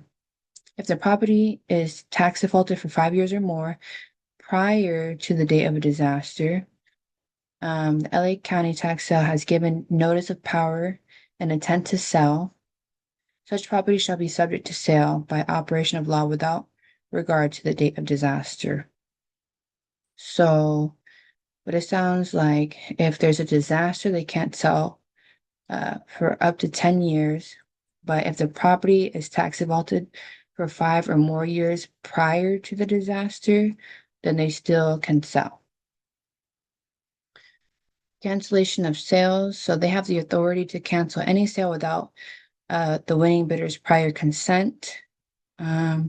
Upon cancellation of the sale, let's see, the LA tax collector will inform the respective bidder if they cancel the sale, refund their purchase or deposit, and they'll initiate both actions with the full understanding and agreement of the purchaser, and LA County have no further liability in the matter. So pretty much, if they cancel the sale, they're just going to give us their deposit back.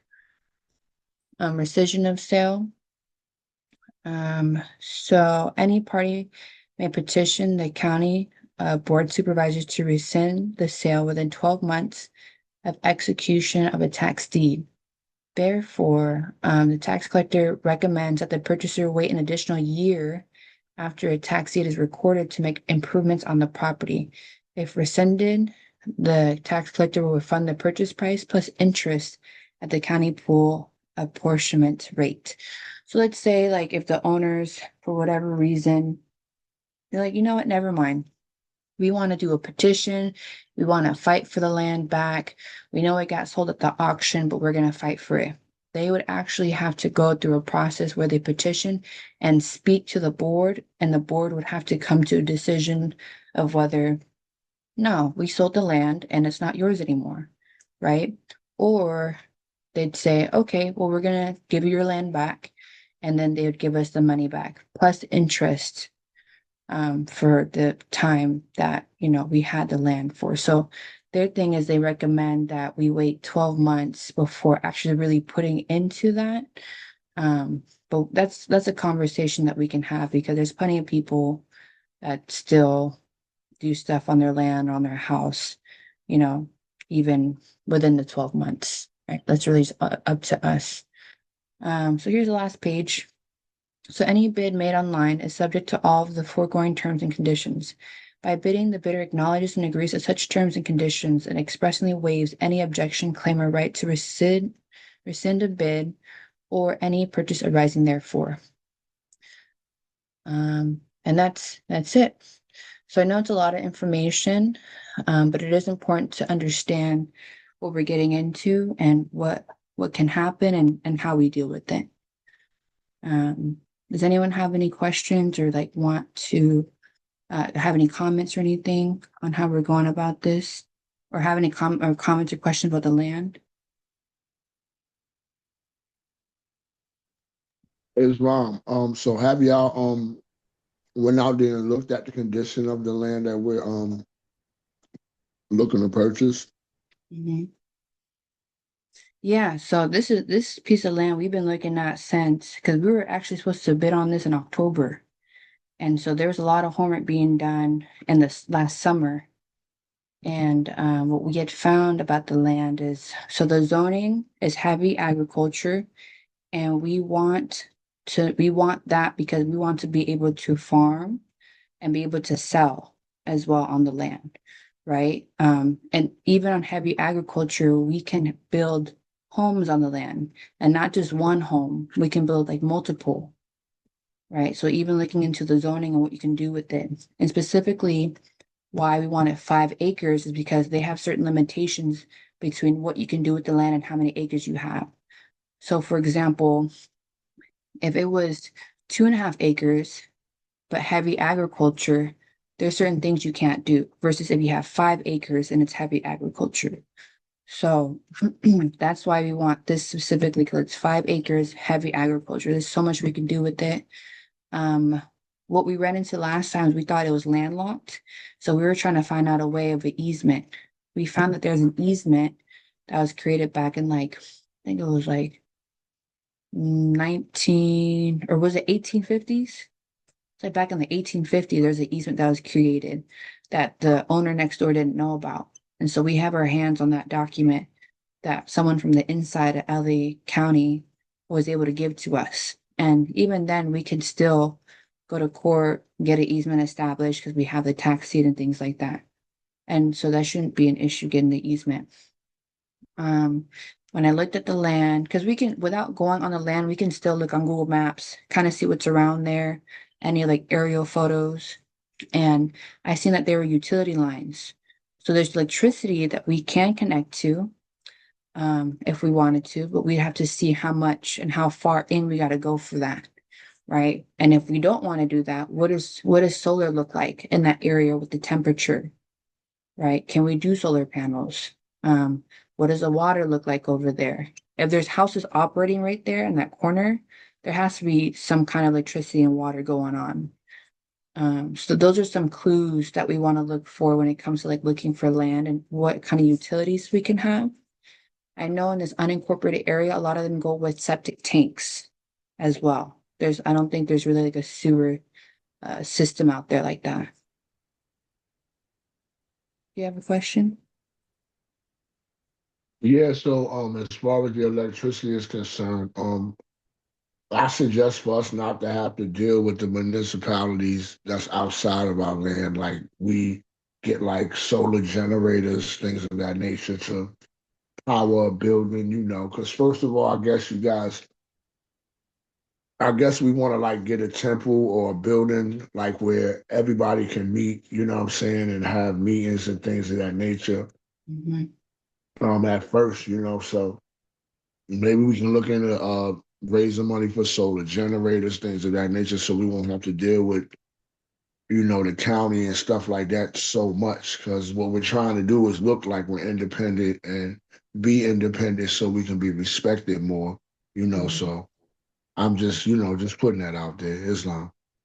So, and I do have a question for you. So I know I think you work like kind of like in construction.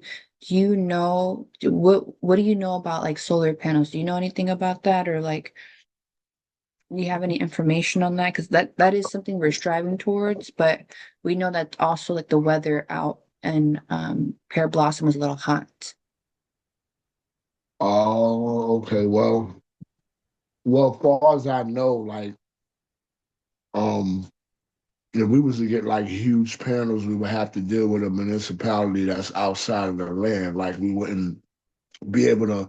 I don't think necessarily like they have it so you can just buy the panels and put them on yourself. You have to deal with some type of municipality. But when you get the smaller, like solar panel power versions of like generators and things of that nature, you know what I'm saying? You can power everything in a building with no problem. And it's off of solar power, you Mm-hmm. know? But Mm-hmm. these generators cost like around 1,500 to 2,000 a piece.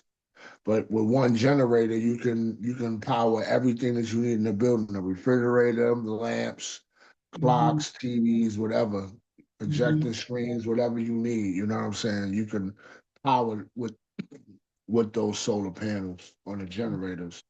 Mm-hmm. So I think that's the way we should go. Okay. Uh, Yeah, Just so you know. sorry. Oh, I'm sorry to cut y'all off. mhm. Wow, Toya. Yeah, from my experience, from my land out in Joshua Tree, in San Bernardino County, but what Edison told me, uh, my phone might die too. I'm in the store, I'm sorry. But what Edison told me was that all I have to do is put in if I have it in my business name, then I can actually do whatever contract with them in order to install my own solar panels on my land myself. But that's San Bernardino County, and that was through Edison. Um, what Edison told me, it costs $250 to transfer it in your business name or whatever name you would like, as far as like a EIN. And they went about it that way. But yeah, what I suggest is, I know you guys want to do everything all so totally separate, but I would definitely hook up the electricity if anything else. If not, then I know someone that goes through a battery system. So they have a generator, then they transfer it through per a battery system where they hook up like 10 batteries, and then they have those 10 batteries fuel the electricity for their whole house. But then they put it through a generator first. They have a gas generator or whatever generator you want to buy, whether it's electric or, so on and so forth. Um, but my question as well, and I'm sorry to rush, and I know I don't know anyone here. My name is Toya L. Um, I'm glad to hop back in with you guys and start building again. Uh, what wanted to ask is, who's checking the parcel numbers before the auction to make sure the land is, feasible to be built on? So that's something that me and Mafi have been looking into. So what we've done is we've gone to the assessor's office to check the parcel number. We spoke with someone that was in development for LA County. And pretty much that's the thing with the auction, is that we were trying to get on the land, but because it's an auction, they don't allow us to really go on the land like that. So any information that we get is based off of whatever we're able to find at the recorder's office. So pretty much we're just going in, we're gonna see how we can develop on it. What I did find out is that per acre, they said we can develop like, I think it was like 20 units of like housing if we wanted to. But we'd have to still have a survey, right? So there's steps to this. Like once we get the tax deed, now, okay, we gotta look at the land, we gotta get a survey, we gotta see what the soil is like. Where can we garden at? Where can we put a septic tank at? So there's still like a process of, looking at the environment as well, and even like establishing the boundaries. And that's the thing with these auctions, is that there's more steps to do versus like if you just buy like a turnkey off of like from like a real estate agent or something. So that's the homework that we've done on it. And I've just been, doing research on that part. Does that answer your question? Yes, absolutely. I just wanted to put that out there just in case you got run up on something you haven't researched. And oh, Mhm. but yeah, definitely. I know San Bernardino County is different from other counties. From my land, because I have 5 acres. They told me when I talked to planning, um, Mhm. based on my the parcel, I can put 3 dwelling units and then one main unit that could be whatever square feet, and then it's owner builder. So where I can build on my own, but I just have to get it surveyed each step of the way. But Yeah. I but yeah, that's LA County. So I know LA County most likely is probably more units. Yeah, I think because when we initially spoke with them, we are talking about like creating affordable housing. So that's why they were allowing more units on the land, because we were saying that we want to create affordable housing, because this is for the Moorish community and things like that. So we're like, okay, how can we get a lot of housing next to each other and build community and keep it affordable compared to like the costs out in the city, right? Because really what the rent would be used for is improving the land. Just how they do property taxes out here and all that stuff, they take the money to use it for improvement. That's what the rent would be for on anything that's built up, that's affordable. It'd be used to develop whatever we need to like put towards it, whether it's like, I don't know, we want to build a park, or we want to work on the water, we want to work on the generators, right?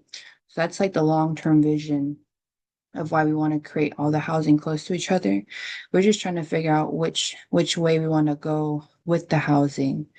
Whether it's something like we do like super adobe, where we can make it by hand and have like a team of like community building it together, or do we want to do like old fashioned kind of like traditional, how they have like stick built homes? Do we want to do like prefab or like manufactured homes, right? So there's so many ways we can, or do we want to have like pretty much RVs over there in the beginning while we're building it up? So there's so many ways we can go about it, but it's just a discussion amongst everybody, and like what does everyone want to see, right? Because it's me and Martha, but we have a community of you guys to be able to talk about these things, to see like what do we want to put in the work so we can start really like planning it out, right?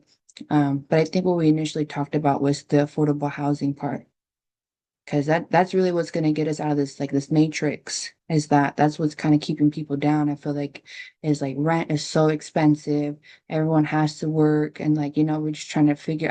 I feel that's the way out. And we can lower the overhead on the housing costs, it frees up a lot of time to think and plan for other things. Yeah, I like the Adobe and the ancient way because I know it was fireproof, Mm-hmm. bulletproof, earthquake proof Mm-hmm. compared to the modern construction buildings of today. Yeah, Um, company that does the Adobe's, the clay domes. Mm-hmm. They're called the Mojave Center. And Mm-hmm. you can go to their workshop. It's a lot of people who do the workshops, but I know that they're mostly in the Mojave Desert, which isn't too far from like Pear Blossom. Mm-hmm. So if you look up on Instagram, Mm-hmm. that you should find them. I can send the page to my feed. But you could Yes. take like a class. I think they offer weekend classes as well. Mm-hmm. So yeah, and it's pretty easy as far as all the costs and everything. Yeah, and see that's one of the things we want to do is like so after the first part was getting the land, right? Get the land, okay. We want to work on the survey, getting the vegetation out, putting some fencing up. Okay, now let's send some people, whoever is ready to live on the land, let's get them like an RV situation set up, because this is gonna be a process. This is not gonna be like a quick, one and done kind of thing. Like there's different steps that we have to take, but once we get to a part to where we can have some RVs on there, now we have people that are there living there off the RV and work on the land to create the super adobe homes, right? And we would send those students out to go learn and bring it back so we can teach, also create, and any other members that weren't able to attend, we can work together. Because really, when it comes to building the super adobe, it's a community event. Oh yeah. Anybody can do it. Yes, Mhm. yes, I agree. I agree. I've been working on my property for 3 years. Almost, well, no, I bought it in 24, so it's been almost 2 years. So, but nobody really wants to help me because Oh. we're far. But yeah, I mean, it's definitely a process, and Mhm. uh, once you guys get the everybody to come out, at least dedicate like a couple weeks just to finish it, and it'll be done. Mhm. Yeah, what is it that you're trying to do on your land? I know you said that you could put up like three in like a dwelling, you said? Yeah, so what I plan to do is I plan to turn one part into a RV park slash Mhm. camp space. And the other part is going to be just regular living slash a retreat in Mhm. which people come and heal. I'm a carpenter and I'm also a nurse. Oh, So wow. I don't know if Mafi remember when I first joined Califia, they had took away my nursing license and I just got it back. Oh, So congratulations. thank you. I was definitely waiting for that so I can start implementing, more healing practices. And so I plan to do that on the land.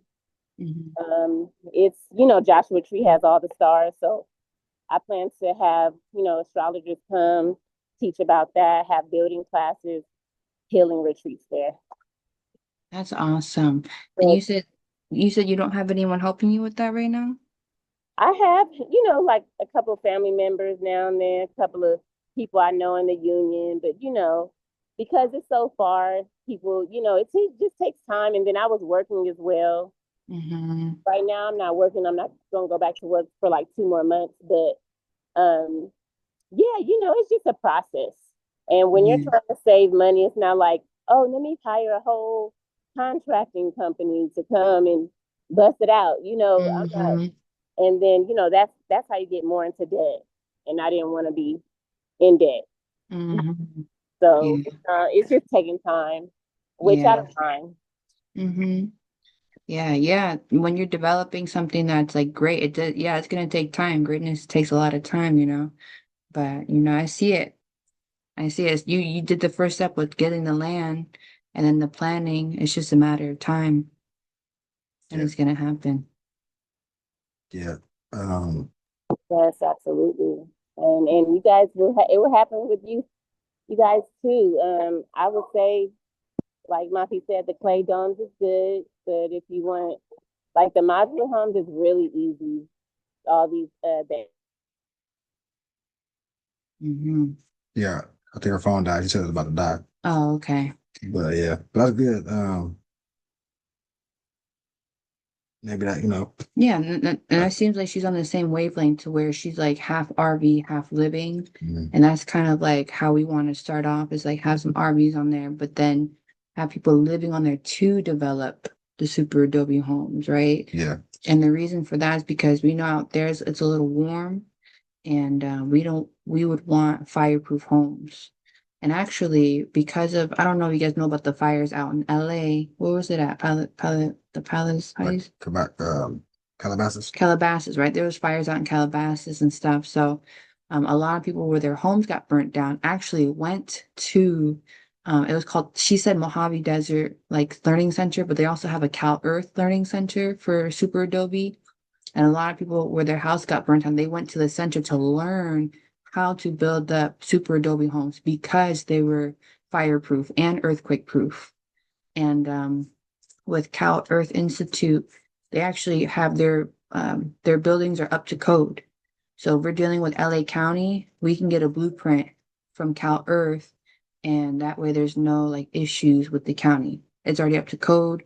People have already done the work to already deal with the county to get super Adobe homes like as like a thing without it being like illegal, right? Livable. And you could put electricity, you can have everything that you have in a modern home. You can have electricity, you can have your bathroom in there. I've seen people have full kitchens in there. It just depends on, how we put it together and, what we want to do with it. So it's all possible. I mean, I've seen it, and I would love to go. After we get the land, I would love to make a field trip with anyone that's out here and we can also record to go live and stuff like that so you guys can see. We'll go out to the Cal, either Mojave Center Institute or the Cal Earth Institute when they have an open house. So we can actually look live at super Adobe homes that are already created and up to code. So we can touch and see and feel like this is possible. It's not just books and videos, and we actually see people that have already done it. And it's a nonprofit actually that was pushing for this agenda because they wanted to make housing affordable for everybody. So, yeah. Wow. Um, so I know somebody put in the chat about Meeting in the flesh. I think that was the sister. Oh yeah, Sister Cal Thompson Bay. So before we conclude today's meeting, we'd have a physical event. We won't have Zoom. We won't have a Zoom meeting next Sunday. We have a physical function.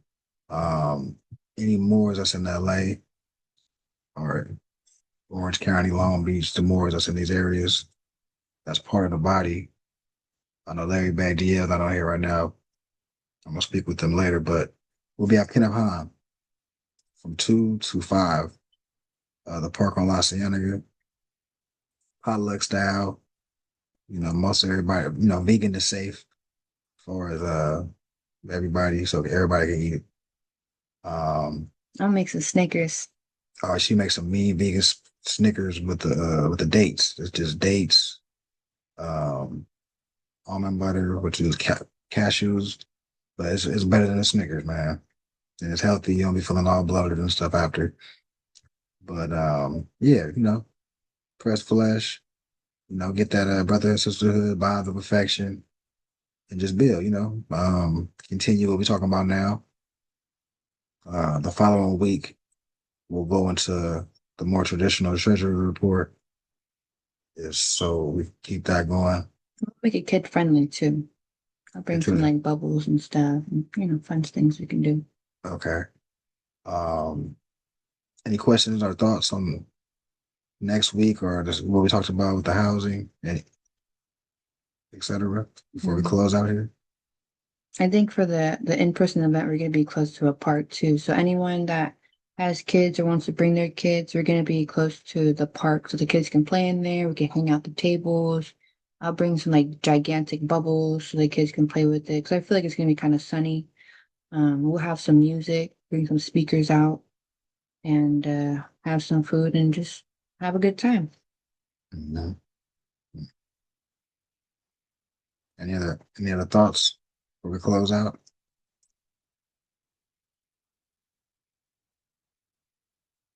All right. Allah, the Father of the universe, the Father of love, truth, peace, freedom, and justice. Allah is my protector, my guide, and my salvation. By night and by day, the most holy prophet, Noble Jew Ali. Amen. Islam Moors, hope to see most of you guys next week. And peace and love. Hope everybody have a beautiful rest of their Sunday. Islam. Yep, I'll give the update on Sunday. Oh no, it's next Sunday. Yeah. Islam. Awesome.